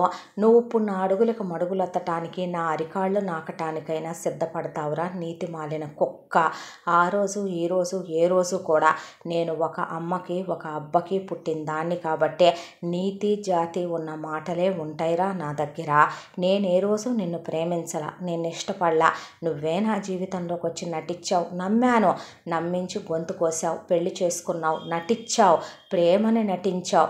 తర్వాత ఒక్కొక్క మెట్టు దిగుతూ చివరికి పాతాళానికి దిగజారిపోయావు. నిన్ను నేను క్షమిస్తే స్త్రీ జాతి సిగ్గుపడి తల ఉంచుకుంటుందిరా. అనుమానించటమా? నువ్వేమని అడిగావు నన్ను? మా నాన్న నిన్ను గదిలోకి రమ్మంటున్నాడా, మా బావ నిన్ను గదిలోకి రమ్మంటున్నాడా? నువ్వు కాలేజీలో ఎంతమంది అమ్మటి తిరిగావో, ఒక వేశ్య దగ్గర పెరిగిన నువ్వు వేశ్యవి కాదా అని అడిగావు. అలాంటి నాతో నువ్వు ఎలా కాపురం చేస్తావురా? నీ అమ్మ నీ బాబుకే నిన్ను కందనే గ్యారంటీ ఉందా? నీ అక్క మొగుడు రోజుకో దాంతో తిరుగుతాడు. నీ అక్క కోసం ఎవడెవడో ఇంటికి వస్తాడు. మరి నీ అక్క ఎవడితో కందరా దాని పిల్లల్ని? అయినా వీడిని తీసుకొచ్చి ఈ ఆర్గ్యుమెంట్ అంతా ఏంటి తాత, వీడు నా దృష్టిలో ఎప్పుడూ పోయాడు అని విడాకుల కాగితాలు ఆ రోజున నేను సంతకం పెట్టలేదన్నావు. ఇంకా బరువులు భారాలు నేను మొయ్యక్కర్లా. ఒక మాట అడగనా? భారత స్త్రీలు మొత్తం కూడా మొగుడు దగ్గర పడక పంచుకున్నందుకు రాత్రికి ఎంతని వాళ్ళ శరీరానికి ఖరీదు కట్టి మొగుళ్ళ దగ్గర ఎలిమనీలు భరణాల రూపంలో గుంజుతున్నారా? దానికి పెళ్ళి అడ్డం పెట్టుకుంటున్నారా? మరి ఒక ఆడదాని మీద వ్యామోహంతో ఉండే ఆడది లొంగదని తెలిసి, దానికి ఒక క్యారెక్టర్ ఉందని తెలిసి, దానికి తాళనేది భిక్షగా పడేసి ముష్టిగా పడేసి ప్రేమనే నాటకం ఆడి ఫ్యామిలీ కన్నింగా నటించే ఒక ఆడదాన్ని శారీరకంగా వాడుకొని మానసికంగా చిత్రహింసలు పెట్టే నడివీధుల్లో వదిలేసే మీలాంటి వెధవల్ని ఏమనాలిరా? మగవ్యభిచారం చేస్తున్నారనా? మిమ్మల్ని మీ అమ్మలో ఖరీదులు కట్టి మాకు అమ్మేశారనా? రాత్రికి ఎంత నీ రేటు, ఎంత ఖరీదు కట్టి అమ్మింది నీ అమ్మ? ఓ మీ నాన్నని మీ బావని అడగాలేమో కదా నువ్వు ఆ మాట. మళ్ళీ నీ మొహం ఈ జన్మకి నాకు చూపించకు అని అక్కడి నుంచి లోపలికి వెళ్ళిపోయింది రాణి. అయినా వీడు చచ్చాడు తాత, నేను మీతో ప్రశాంతంగా ఉన్నా, అలా ఉండనివ్వండి అన్న తర్వాత అలా రాణి లోపలికి వెళ్ళిపోయిందో లేదో పనమ్మాయికి సైగ చేశాడు కృష్ణ. సైగ చేసిన తర్వాత పెట్టరా విడాకుల కాగితం మీద సంతకం అన్నాడు జగదీష్ ప్రసాద్. నేను పెట్టను, నాకు నా భార్య కావాలండి, నేను తను ఒప్పించుకోగలను అన్న తర్వాత చెప్తానంటున్నాడుగా నాన్న అని అనసూయ అంటే జుట్టు పట్టుకొని కూతుర్ని పడేసి 4 తొక్కులు తొక్కింది లక్ష్మి. నువ్వు వాక్కే కుక్క అంటానా నేను అన్నాడు సాంబశివరావు. అమ్మ నువ్వు నోరుమై అన్నాడు వరుణ్. ఈలోపు కృష్ణ వెన్నుపూస మీద కాలేసి తొక్కేశాడు. సంసారానికి నువ్వింక ఈ జన్మకు పనికిరావురా, నీ వంశం నీతోనే నిర్వంశం అయిపోద్ది, ఇప్పుడు పెట్టరా సంతకం. తను ఎవరనుకొని తన మీద చేసుకున్నావురా, తను ఎవరనే తను నువ్వు అన్ని మాటలు అన్నావు. తను నా చిన్ననాటి స్నేహితురాలు, తను నా స్నేహితురాలు, తన్నే నువ్వు అంత బాధ పెడతావా, అన్ని మాటలు అంటావా అని వాడి బావను కూడా వెన్నీరిసేసి వాడి బాబును కూడా వెన్నీరిసేసే మీరు మొగుళ్ళున్న విధవలే, ఇప్పుడు మీ కొడుక్కి మళ్ళీ ఎవడో పిల్లనివ్వడో, నువ్వు గొడ్రాలు అన్నావు కదా తన్నే, ఇప్పుడు ఈ జన్మకి నీ ఇంట్లో మళ్ళీ పిల్లలు పారాడరు, హ్యాపీగా వీళ్ళని తీసుకెళ్ళిపోయి బిజినెస్సే పెట్టుకుంటారు, వేసే వాటికలే పెట్టుకుంటారు, పెట్టుకోండి ఒక వ్యాన్లో మొత్తాన్ని ఇసిరేశారు. అక్కడి నుంచి ప్యాకప్ చేయించారు. విడాకుల నోటీసుల మీద సంతకాలు పెట్టించుకొని కోర్టులో పడేస్తే విడాకులు వచ్చేసినాయి. ఆ తర్వాత ఒక రోజున లక్ష్మి జగదీష్ ప్రసాద్ కలిసే రాణిని కూర్చోబెట్టి అసలు ఇదంతా నువ్వు మాకు కనిపించకుండా పోవటం వల్లే వచ్చింది తల్లి. మీ నాన్న ఎప్పుడైతే కనుక నువ్వు పుట్టావో ఆ రోజునే మీ అత్త కొంగు పట్టి మీ నాన్నను అడుక్కుందమ్మా మీ బావ వరుణ్కి ఇచ్చి నిన్ను పెళ్లి చేయమనమనే. వాణ్ణి ఇంతకాలంగా కూడా మేము కృష్ణతో కలిపి చదివించి వాణ్ణి వర్జిన్గా ఉంచి ఏ ఒక్క తప్పు చేయకుండా ఏ ఒక్క చెడు అలవాటు లేకుండా పెంచుకొచ్చి ఫారెన్ పంపించి చదివించి ఆ తర్వాత ఏదో ఒక రోజుకు నువ్వు తిరిగి వస్తావనే వాడికి పెళ్లి కూడా చేయకుండా అలాగే ఉంచాం. వాడిని బిజినెస్లో పెట్టింది కూడా బిజినెస్ చూసుకోవడం నేర్చుకుంటాడనే. మీ బావను నువ్వు పెళ్లి చేసుకో తల్లే, అప్పుడు మా కళ్ళ ముందే ఉండొచ్చు. నువ్వు ఇదే ఊళ్ళోనే కదా నీ మేనత్త ఉండేదే, నీ మేనత్త అయితే అది నిన్న అత్తలా కాదు అమ్మలా చూసిద్దమ్మా. నిన్ను ఒక్క మాట అందో, మీ బావ నీతో స్నేహంగా ఉంటున్నాడు కదా, వాడైతే నిన్ను ప్రేమగా చూసుకుంటాడు అంటే నానమ్మ తాతయ్య నాకు ఏ పెళ్ళి చేసుకోవాలని లేదు, జీవితానికి సరిపడా ఒకటితో పడ్డాక తల బరువెక్కిపోయిందే, నాకు ప్రశాంతంగా ఉండాలని ఉందే. ఇప్పుడు నువ్వు వ్యాపారంలోకి వచ్చిన తర్వాతే కదా రాణి నేను వరుణ్ ఎంత చూసుకుంటున్నా అది నెంబర్ 1 ప్లేస్కి తేలేకపోయాం. కానీ పిహెచ్డి చేసిన నువ్వు నీ ఐడియాలజీతో నీ తెలివితేటలతో మన డీలర్స్తో మాట్లాడి క్లయింట్స్తో మాట్లాడే నెంబర్ 1 పొజిషన్కి తీసుకొచ్చావు. ఇవాళ మన బిజినెస్నే అసలు ఎక్కడా బెసక్కుండా రాణి రుద్రమదేవి కనుక 7 కోట గోడలు కట్టినట్టు మన బిజినెస్ చుట్టూ కోట గోడల్ని నిర్మించుకొచ్చేసావు.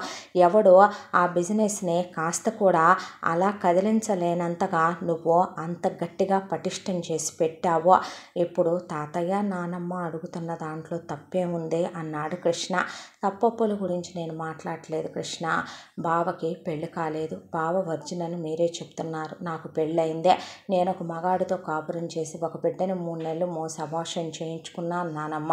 పిచ్చి మాటలు మాట్లాడక, వాళ్ళకంత అనేంత ఉందంటే అసలు ఇంతకాలంగా మీ నాన్న 30% వాటా పెట్టినా నేను ఎందుకు ఊరుకున్నానో, ఎప్పటికైనా వాళ్ళు నీ కాళ్ళ దగ్గర నీ అడుగులకు మడుగులెత్తుతారని మీ బావ అయితే నిన్ను గుండెల మీద నడిపించుకుంటాడని, వాడైతే మా కళ్ళ ముందు ఉంచి నిన్ను వాడు మా కళ్ళకి రోజు చూపిస్తాడని కాదా అమ్మ ఈ ముసలి ప్రాణాలు ఇంకా బతుకుతుంది. నువ్వు అలా మాట్లాడితే మేము ఊరుకోం.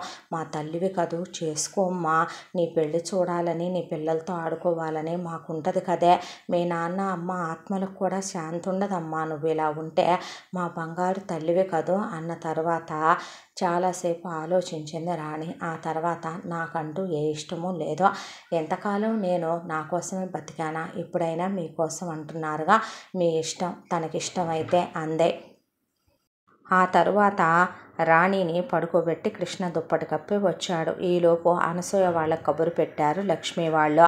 అయితే పడుకుందిరా అన్నాడు జగదీష్ ప్రసాద్. పంక్చువాలిటీగా తాతయ్య, టైంకి పడుకుంటుంది, టైంకి నిద్ర లేస్తుంది అని నవ్వి కృష్ణ కిందకు వచ్చి చేతులు కట్టుకొని నుంచున్నాడు జగదీష్ ప్రసాద్ పక్కన. అయితే అనసూయ సాంబశివరావుని వరుణ్ణి తీసుకొని అక్కడికి వచ్చింది. వచ్చిన తర్వాత ఇలా అనుకుంటున్నావే నీ మేనగోడల్ని నీ ఇంటి కోడల్ని చేద్దామని. ఏరా వరుణ్ నువ్వు చేసుకోవాలి దాన్నే. ఏమంటావు అల్లుడు? నేనేమంటాను మావయ్య, మీరేదంటే అదే అంటాను అత్తయ్య అన్నాడు సాంబశివరావు. నువ్వు మూస్తావా అని 2 వేళ్ళు చూపించి మూసుకొని కూర్చోమంది అనసూయ. ఈలోపు చూడమ్మా, నా కొడుకు ఏ ఆడదాన్ని పక్కా ఇప్పుడు దాకా పంచుకోలే. మా అబ్బాయి వర్జిను.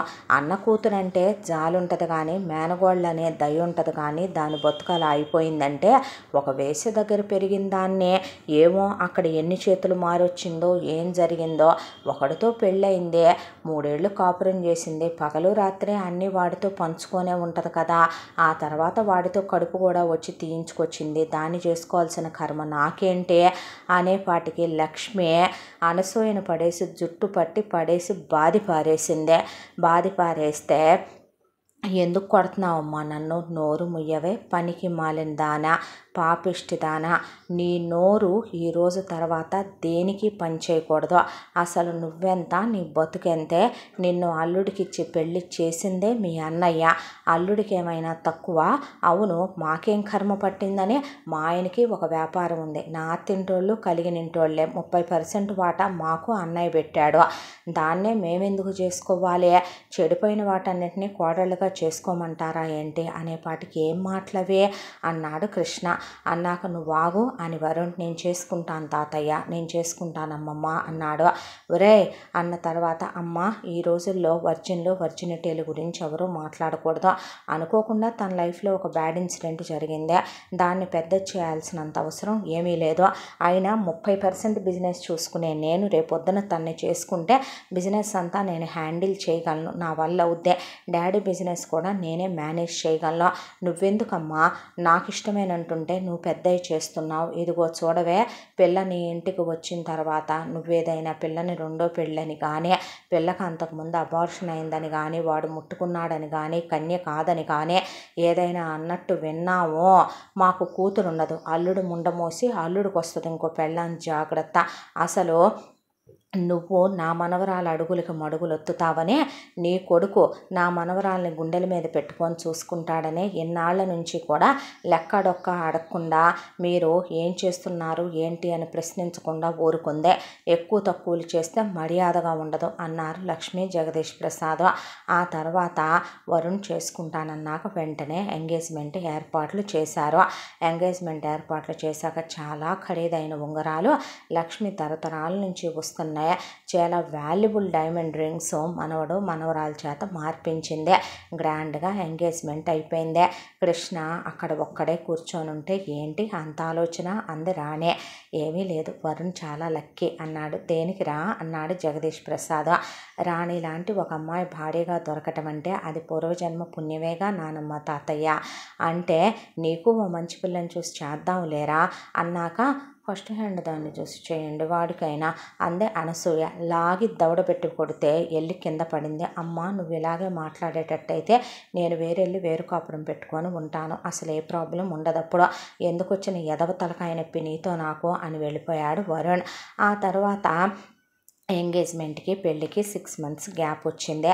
ఆ గ్యాప్లో రాణి ఎప్పుడూ వెళ్ళినట్టే ఆఫీస్కి వెళుతూ పెద్ద బిజినెస్ డీలింగ్స్ అన్నీ తనే చూస్తూ ఉండగా ఒక బిజినెస్ ఆఫర్ వచ్చింది వీళ్ళకే.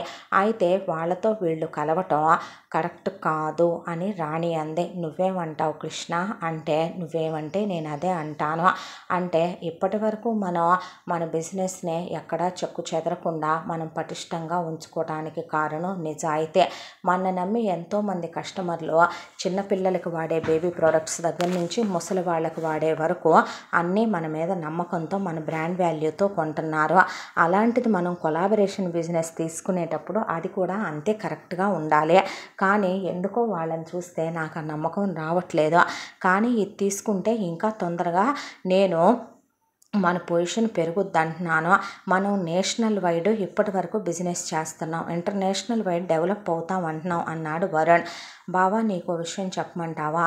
వ్యాపారం విషయానికి సంబంధించినంతవరకు ఇది మా నాన్న పెట్టిందే. ఆయన పేరుకి మచ్చ తెచ్చే విధంగా నేను బిజినెస్ చేయలేను. రేపు ఏదైనా వచ్చిందనుకో నిన్నెవరు అనరు, 30% ఉన్న నిన్ను ఎవరు ఏది ప్రశ్నించరు, కానీ నాన్న పేరుకే అపవాదు వస్తుంది. అంటే ఇక్కడ మాదేమీ లేదంటున్నావా? ఎంతకాలం మేమేమీ చేయకుండానే ఈ బిజినెస్ ఇలా ఉందంటున్నావా? అసలు మనం ఏం చేయాలన్నా అక్కడ వ్యవస్థాపకులు స్థాపించిన సంస్థ అంటూ ఉంటేనేగా అన్నాడు కృష్ణ. నువ్వు అరవకరా అన్నాడు వరుణ్. అన్న తర్వాత ఈ విషయం అక్కడి నుంచి వాదన గొడవ అక్కడ ఆఫీసులో అయిపోయింది ఒక 5-6 గంటలు. ఆ తర్వాత కారులో డిస్కషన్ అయిపోయాక ఇంటికి వచ్చాక డిస్కషన్. బావా, నువ్వు కాదు కూడదు ఒప్పుకొని తీరాలంటే నేను ఒప్పుకుంటాను, కాకపోతే ఇక నేను ఆఫీస్కి రాను, ఆఫీస్కి సంబంధించిన అన్నీ నువ్వే చూసుకోవాల్సి వస్తుంది, నేనే చూసుకుంటాను, ఇంతకాలంగా నేనేగా చూసుకున్నాను, ఏందిరా నువ్వు చూసుకునేది, నోరు మూసుకో. నువ్వు చూసుకోవటం ఏంటి? నువ్వు చూసుకున్నప్పుడు అది ఎంత డెవలప్ అయిందో, కృష్ణ చూసినప్పుడు అది ఎంత డెవలప్ అయిందో నాకు తెలీదా ఏంట్రా? అమ్మాయి రాకుండా ఎలా కుదురుద్ది? వ్యాపారం ఇది, ఏమనుకుంటున్నావు అన్నాడు జగదీష్ ప్రసాద్. నేను కరెక్ట్ కాదన్నదే బావ కరెక్ట్ అంటున్నాడు తాతయ్య. నీకు ఫస్ట్ నుంచి ఈ రెట్టమతం, ఈ పొగరు, ఈ గర్వం, ఈ మతం, ఈ అహంకారం వల్లేగా నీ హస్బెండ్ రవీంద్ర గాడు నీకు ఎక్స్ హస్బెండ్ అయిపోయాడు. వీడేదో పెద్ద మగాళ్ళలాగా వాళ్ళ వెన్నుపూసలు విరిచి పంపించాడు కృష్ణగాడు. నీ పొగరు, నీ బలుపు వల్లే కదే నువ్వు అన్ని మాటలు అనిపించుకొని విడాకులు ఇప్పించుకొని ఇక్కడ దాకా వచ్చిందే. ఏమోలే, అమ్మమ్మ తాతయ్య చెప్పారు, మావయ్య కన్న కూతురివి కాబట్టి నిన్ను నమ్మాలి, బిజినెస్లో బిజినెస్ కూడా కలుస్తుంది, నువ్వు నేను చెప్పినట్టు వింటావు, నువ్వు ఇప్పుడైనా సరే ఒక సంసార స్త్రీగా ఉంటావు, నీ ముట్టె పొగరు అనిగుంటుంది అనే దాంతో నిన్ను పెళ్లి చేసుకొని లైఫ్ ఇద్దాం లేమని మా అమ్మ సెకండ్ హ్యాండ్ దానివి వద్దు, ఒక అబార్షన్ అయిన దానివి కాదు అన్నా కూడా నేను చేసుకుంటానంటే పొగరు పట్టి కొవ్వు పట్టి ఒళ్ళు బలిసిన మాటలు మాట్లాడుతున్నావు. ఎంత బలుపు ఉంటే ఏడాది పైకి వస్తుంది? ఏ అంత కండకావరం చెప్తుంటే వినవా? మగాళ్ళకి తెలుసా, ఆడదానివి నీకు తెలుసా వ్యాపారాల గురించి అన్నాడు వరుణ్. అనేసరికి లేచి నుంచున్నారు లక్ష్మీ జగదీష్ ప్రసాద్. కృష్ణ, నువ్వు అసలు ఏం మాట్లాడుతున్నావో నీకు అర్థమవుతుందా వరుణ్? నోరు ముయ్యరా నువ్వు ముందు అన్నాక, రే గుమస్తాగాడి కొడుకువి గుమస్తాగాడి కొడుకులా ఉండు అంద అనసూయ.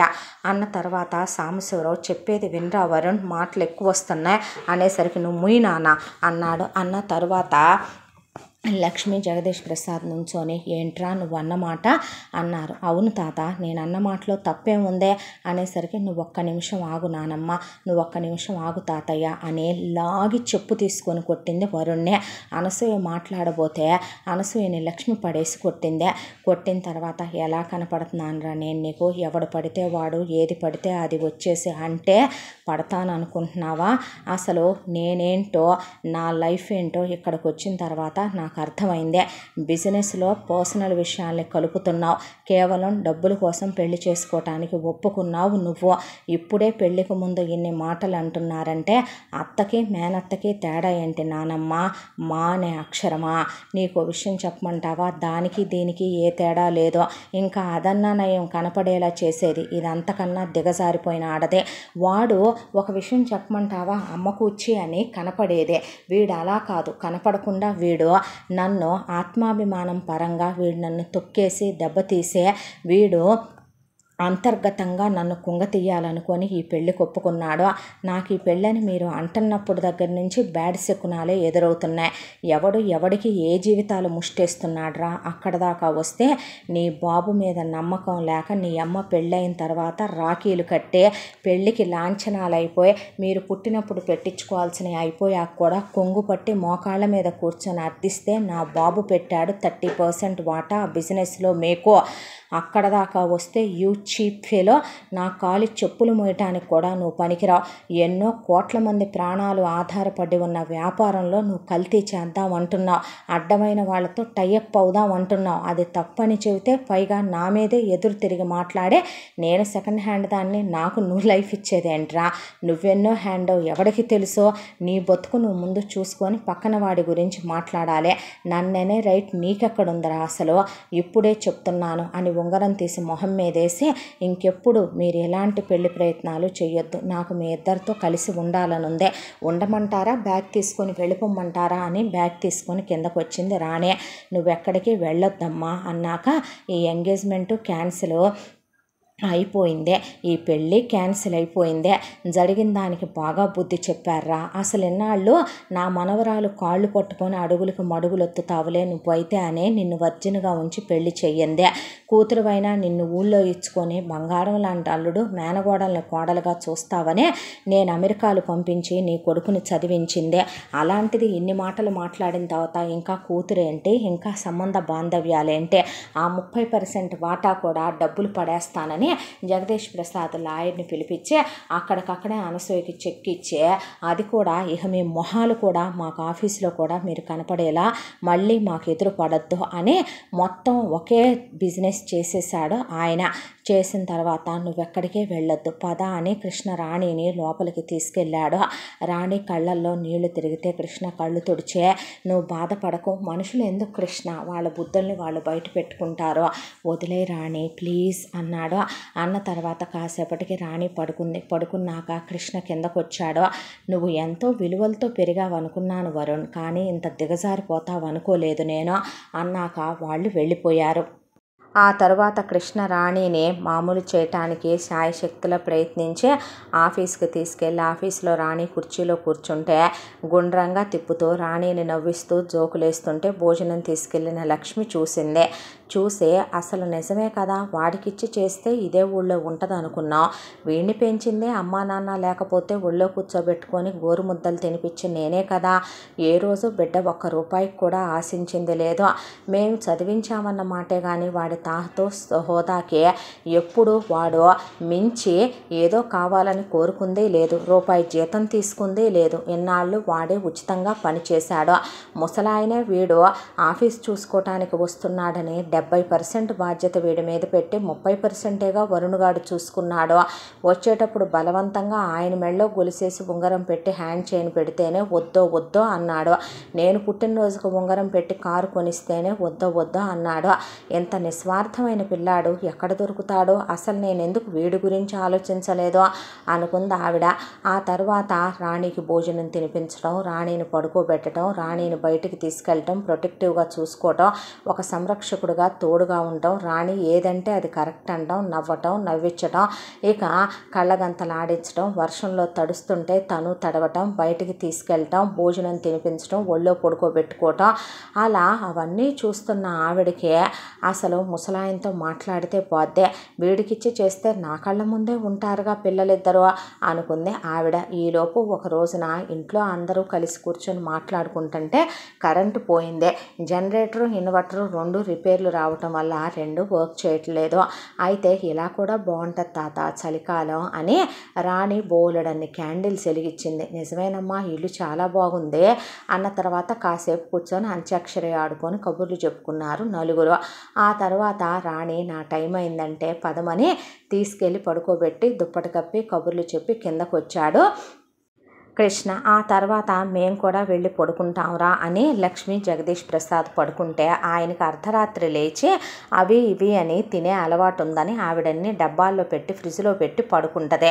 దాంతో ఆయనకి ఆవిడ పడుకున్నాక రాత్రి 1 గంటప్పుడు మెలకు వచ్చి ఆకలేసింది. వెళ్ళి మామిడి తాండ్ర తినాలనిపించి అలా ఫ్రిడ్జ్ దగ్గరికి వచ్చి ఫ్రిడ్జ్లో నుంచి డబ్బా తీసుకుంటే కృష్ణ గదిలో నుంచి ఇక కొవ్వొత్తులు వెలుగుతూనే ఉన్నాయి. ఎవరో కూర్చొని ఉన్నట్టు కనిపించింది మంచం మీద. వెళ్ళి తలుపు దగ్గర అలా నుంచున్నాడు. నుంచొని మెల్లగా కిటికీ తీశాడు. తీస్తే అక్కడ కృష్ణ మంచం నిండా చిన్నప్పటి నుంచి రాణి వస్తువులన్నీ పరుచుకున్నాడు. రాణి చిన్నప్పటి గాజులు, రాణి చెడ్డీ, రాణి గౌను, రాణి రాసిన pencil, pen, eraser, sharpener, notes, book, resume, సర్టిఫికెట్లు, ఒకటి కాదు రాణికి సంబంధించిన తల వెంట్రుకల దగ్గర నుంచి కాలిగోళ్ళ వరకు అన్నీ మంచం నిండా పేర్చుకొని వాటన్నిటినీ చూసి సంతోషంతో మొహం ఆనందంతో వెలిగిపోతుంది. ఆ తర్వాత రాణి చిన్నప్పటి గౌను మీద పడుకున్నాడు. ఎందుకైనా మంచిదని ఆయన వీడియో ఆన్ చేసి పట్టుకున్నాడు ఫోన్లో. నువ్వంటే నాకు చాలా ఇష్టం తెలుసా, చిన్నప్పటి నుంచి నువ్వు చచ్చిపోయావని, నువ్వెక్కడికి వెళ్ళావో తెలియదని అందరూ అనుకుంటున్నా, నువ్వు బతికే ఉన్నావని, ఏదో ఒక రోజుకి తిరిగి వస్తావనే ఆశ నాకు. నువ్వు నేను అనుకున్నట్టుగానే తిరిగి వచ్చావు. నాకే నువ్వు ముందుగా కనిపించావు. నువ్వు వచ్చేంత వరకు నీ ఆస్తిని కాపలా కాయాలనే ఎంత జాగ్రత్తగా చూసుకున్నానో తెలుసా, అది నీకు అప్పచెప్పాలని. ఆ తర్వాత నువ్వు తిరిగొచ్చాక నీకు పెళ్ళయిందని చెప్పావు. వాడు నిన్ను తక్కువ చేసి మాట్లాడితే చూడలేకే వాడి వెన్ను విరిచేశాను. ఆ తర్వాత నిన్ను నేను ప్రేమిస్తున్నాను, నేను పెళ్లి చేసుకుంటాను అని చెబుదామనుకున్నాను. నానమ్మ తాతయ్య వరుణ్కిచ్చి నిన్ను పెళ్లి చేయాలనుకున్నారు. నిజమేగా, నేను ఒక గుమస్తా కొడుకునే. నా స్థాయి హోదాకి మించి నేను ఆశపడకూడదు. దాంతోనే ఇక నీకు తనైతేనే కరెక్ట్ ఏమోలే. నేను అనాథను కదా, నాకెవరూ లేరు కదా, నాకే ఆస్తిపాస్తులు లేవు కదా అని నేనే నిన్ను పెళ్ళికి ఒప్పించాను. ఆ తర్వాత వరుణ్ అలా మాట్లాడే ఎంగేజ్మెంట్ బ్రేక్ అయిపోయిందే. ఆ తర్వాత మళ్ళీ ఒక చిన్న ఆశ, నీకు దగ్గర అవ్వాలని, నువ్వు నా దానివి అవ్వాలని. కానీ ఈ విషయం నేను తాత నానమ్మకు చెప్పగలనా? చెప్తే ఒప్పుకుంటారా? మన కులాలు వేరు, స్థాయిలు వేరు, హోదాలు వేరు. నేను నిన్ను ప్రేమిస్తున్నానంటే నువ్వు ఒప్పుకోగలవా అని అలా పడుకొని కన్నీళ్లు కారుస్తూ ఏడ్చాడు, ఆ గౌన్ని కౌగిలించుకొని. అదంతా చూసిన ఆయనకి నిజమేగా, నాకు నిజంగా ఏళ్ళు వచ్చినాయి, సిగ్గు బుద్ధి ఉందా నాకు? వీళ్ళ నాన్న ఆ రోజున నా కొడుకు నమ్మి తీసుకొచ్చాడంటే 5 పైసలకు ఆశించకుండా వాడంత పెద్ద పెద్ద బిజినెస్ డీల్స్ చేసి నా కొడుకు వ్యాపారాన్ని పెంచాడు. వీళ్ళమ్మ నా భార్యతో అంత నమ్మకంగా ఉండేదే. వీడు ఆ తర్వాత ఒక్క రూపాయి ఆశించకుండా ఎన్నాళ్ళుగా కష్టపడుతూనే ఉన్నాడు. నా మనవడికి ఇచ్చి చేస్తే నా మనవరాలు నా కూతురికి కోడలై నా కళ్ళ ముందు ఈ ఊళ్ళో ఉంటుంది అనుకున్నాను. కానీ వీడికే ఇచ్చి చేస్తే బంగారం లాంటి మనసున్న వీడు అసలు ఇంట్లోనే ఉంచుతాడని నేనెందుకు ఆలోచించలేదో అనుకున్న ఆయన తెల్లారి లక్ష్మి దగ్గరికి వెళ్ళి నీకో విషయం చెప్పాలి అన్నాడు. నేను చెప్పాలి అందే. నేను వాడి గురించి చెప్పాలి, నేను వాడి గురించే చెప్పాలి, నేను ముందు చెప్పాలి కాదు, నేనే ముందు చెప్పాలి. ఏంటంటే ఇద్దరు టాస్ వేసుకుని చెప్పుకున్నాక నువ్వు నేను ఆలోచించేది ఒకటేగా, అయితే పద పిల్లతో మాట్లాడదాం అని ఉన్న విషయాన్ని రాణికి చెప్పి కృష్ణని పెళ్లి చేసుకోమని అడిగారు. అడిగితే వరుణ్తో అడిగించుకున్నవి చాలదనా? కృష్ణ అలా అడగకపోయినా ఏమంటాడో తెలుసా, నన్ను పెంచినందుకు చదివించినందుకు నా లైఫ్నే మూల్యంగా అడుగుతున్నారా అంటాడు. ఎవరిని అనేది రామ్మ పాప మాతో అని తీసుకెళ్ళి కృష్ణ వార్డ్రోబ్ ఓపెన్ చేశాడు జగదీష్ ప్రసాద్. ఇది నీ గాజే, ఇదే నీ డైపరు, ఇదే నీకేసిన గౌను, ఇది నువ్వు వాడిన చెప్పులు, ఇది నువ్వు పీల్చిన తేనెపేక, చెప్తే బాగోదు ఇది నీ చెడ్డి. వాడవి కూడా అన్నీ కలిపి దాచుకున్నాడే. వాడు నిన్ను ప్రాణానికి ప్రాణంగా ప్రేమిస్తున్నాడమ్మా. వాడు చాలా మంచోడే. వాడు డబ్బు మనిషి కాదమ్మా, స్వార్థపరుడు కాదే, తప్పుడు వ్యక్తి కాదు. కృష్ణ నీకు తెలుసు, సంవత్సరం నుంచి వాడిని నువ్వు చూస్తున్నావు. వరుణ్ లాంటి వాడు కృష్ణ ఎప్పటికీ కాదు, కృష్ణ ఎప్పుడు అలా చేయడమ్మా. వాడి రక్తంలో వాడి తల్లిదండ్రులు కూడా మాకు తెలుసుగా అని చెప్పిన తర్వాత ఇక తనకిష్టం అవ్వాలిగా, మీరు మాట్లాడితే సరిపోయిందా అనేసి రాణి అక్కడి నుంచి వెళ్ళిపోయిందే. వెళ్ళిపోయాక ఒరే కిట్టి అంటే, ఆ తాత నానమ్మ చెప్పండి, నువ్వే రాణిని పెళ్లి చేసుకోవచ్చుగా, నేనేంటి తనేంటి, నాకు తనకి పెళ్ళేంటి, అమ్మాయి కూడా అదే అందలేరా, నువ్వు జరిగిపోయినాయి అన్నీ వరుణ్గాడు పైకన్నాడు, నువ్వు మనసులో పెట్టుకోవా, నువ్వు మాత్రం తను ఎందుకు చేసుకుంటావని. చాచా నేనెందుకు అలా అంటాను తాత, తనంటే నాకు ప్రాణం అయితే, తన నా ప్రపంచం అయితే, చిన్నప్పటి నుంచి తనంటే నాకు ఎంతో ఇష్టమైతే అని తలదించుకున్నాడు. ఎంత ఇష్టమో చెప్పమా, మాకు కూడా చెప్పనంత ఇష్టం. ఏరా నువ్వు మా మనవడివి కాదా, పరాయివాడిగానే ఉండిపోదాం అనుకున్నావా అనేసరికి వాళ్ళిద్దరినీ కౌగిలించుకొని ఏడ్చాడు. అక్కడికి వచ్చి రాణి అదంతా విని, జీవితంలో మన అనే వాళ్ళని దేవుడు మనకి దగ్గర చేయటానికి మధ్యలో చాలామందిని మనకి ఎదురయ్యేలా చేస్తాడో. నేను గడిచిపోయిన గతాల్లో ఉండాలనుకోవటం లేదు, పెళ్లి చేసుకుందామా అని అడిగిందే. అడిగితే రాణిని గట్టిగా కౌగిలించుకున్నాడు. కౌగిలించుకొని ఇద్దరు డాబా మీదకి వెళ్ళి మాట్లాడుకోండిరా అన్నాక చాలా హ్యాపీగా బోలెడన్ని కబుర్లు చెప్పుకున్నారు. చిన్నప్పటి విషయాలన్నీ నాకే మెమరీ గుర్తులేదో అంది రాణి. ఇక్కడి నుంచి బిల్ చేసుకుందాం మెమరీలో అని ఆమెకి బోల్డన్ని ముద్దులు, బోల్డన్ని హగ్గులు, బోల్డన్ని కబుర్లు చెప్పాడు. తర్వాత మళ్ళీ చాలా గ్రాండ్గా ఎంగేజ్మెంట్ చేసి పెళ్ళికి కూతురుకు కూడా ఎత్తుకెళ్ళి శుభలేఖ పడేసింది లక్ష్మి. ఈలోపు సాంబశివరావు బిజినెస్లోకి వెళ్ళిన వరుణ్, అనసూయ కలిసి అక్కడ నానా రచ్చ చేసేసరికి ఆల్మోస్ట్ బిజినెస్ మూసేసే స్టేజ్కి వచ్చి అనసూయని వరుణ్ణి పడేసి సాంబశివరావు కుక్కల్ని కొట్టినట్టు కొట్టాడు.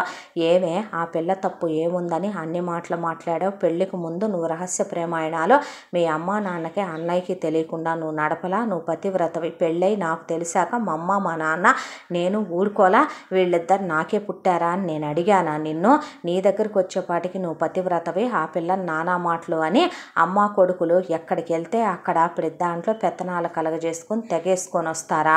ఇప్పుడు నీ కొడుకు కన్నా వాడు ఉత్తముడనే కదే, నీ కొడుకు కన్నా వాడు నీతిమంతుడనే కదే ఇచ్చి పెళ్లి చేస్తుంది. పెళ్ళయ్యాక నన్ను తొక్కేశాను, నువ్వు పెద్ద మొనగత్తెనయ్యానని కదా నీ ధీమా?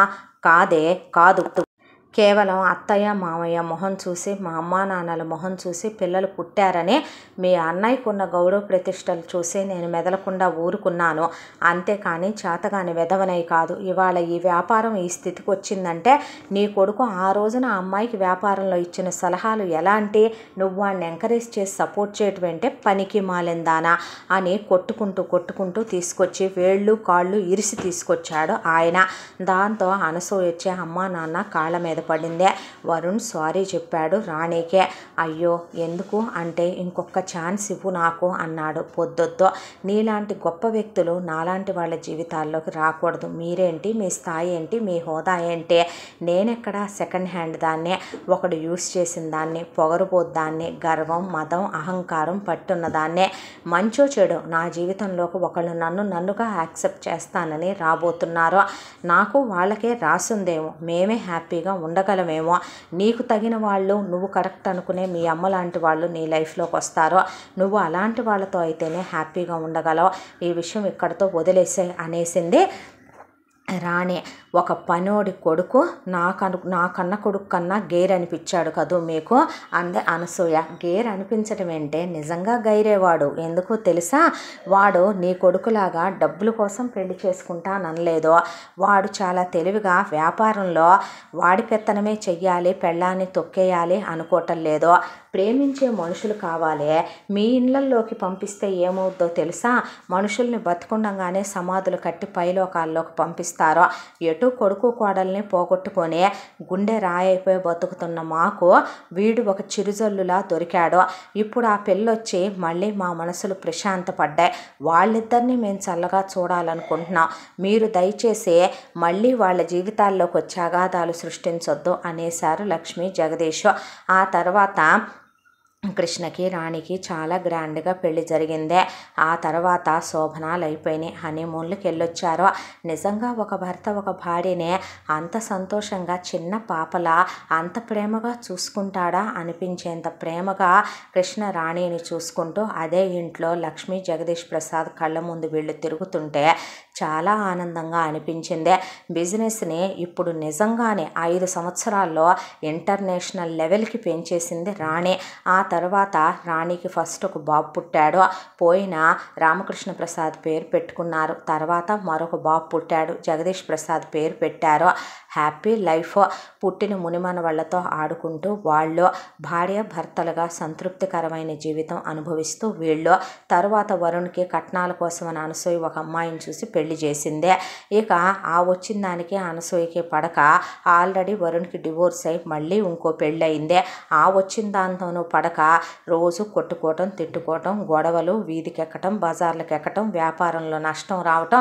సాంబశివరావు అనసూయను వదిలేసి ఇప్పుడు వెళ్ళి వేరే ఆడదాంతో ఎఫ్ఐఆర్ పెట్టి కాపురం పెట్టుకోవటం. ఒకవైపున పద్మినికి కూడా నోరు కుదరక పద్మిని మొగుడు పద్మినిని ఇంట్లో నుంచి గెంటేయటం, ఎలిమని పడేసి విడాకులు ఇచ్చేసి వాడు ఇంకో పెళ్లి చేసుకోవటం, దీనికి ఇంకో పెళ్లి చేస్తే ఆ వచ్చిన మొగుడు దాన్ని పడేసి బాత్తం. ఇదంతా తెలిసి అమ్మా నాన్నలతో చెప్పుకుందామని వచ్చిన నోరు అనేది ఉందో చూసావా, మనిషికి అదే తీసుకొస్తుంది చాలా తిప్పల్నే. అది ఒకళ్ళతో కాదో, అది ఎవరితో మొదలై ఎవరితోనో ఎండవుద్దే. మేం మాత్రం ఏం చేయగలం, ఎవరి కర్మకి వాళ్ళే అనుభవించాలని వదిలేశారు లక్ష్మీ జగదీష్ ప్రసాద్. ఇక రాణిని మోసం చేశాననుకున్న రవీంద్రకే నడుం సెట్ అయ్యేది లేదని డాక్టర్లు తేల్చేసి సంసారానికి పనికిరాడన్నారు. వెంకట్రావు పరిస్థితి, మాధురి మొగుడు సురేష్ పరిస్థితి కూడా అదే.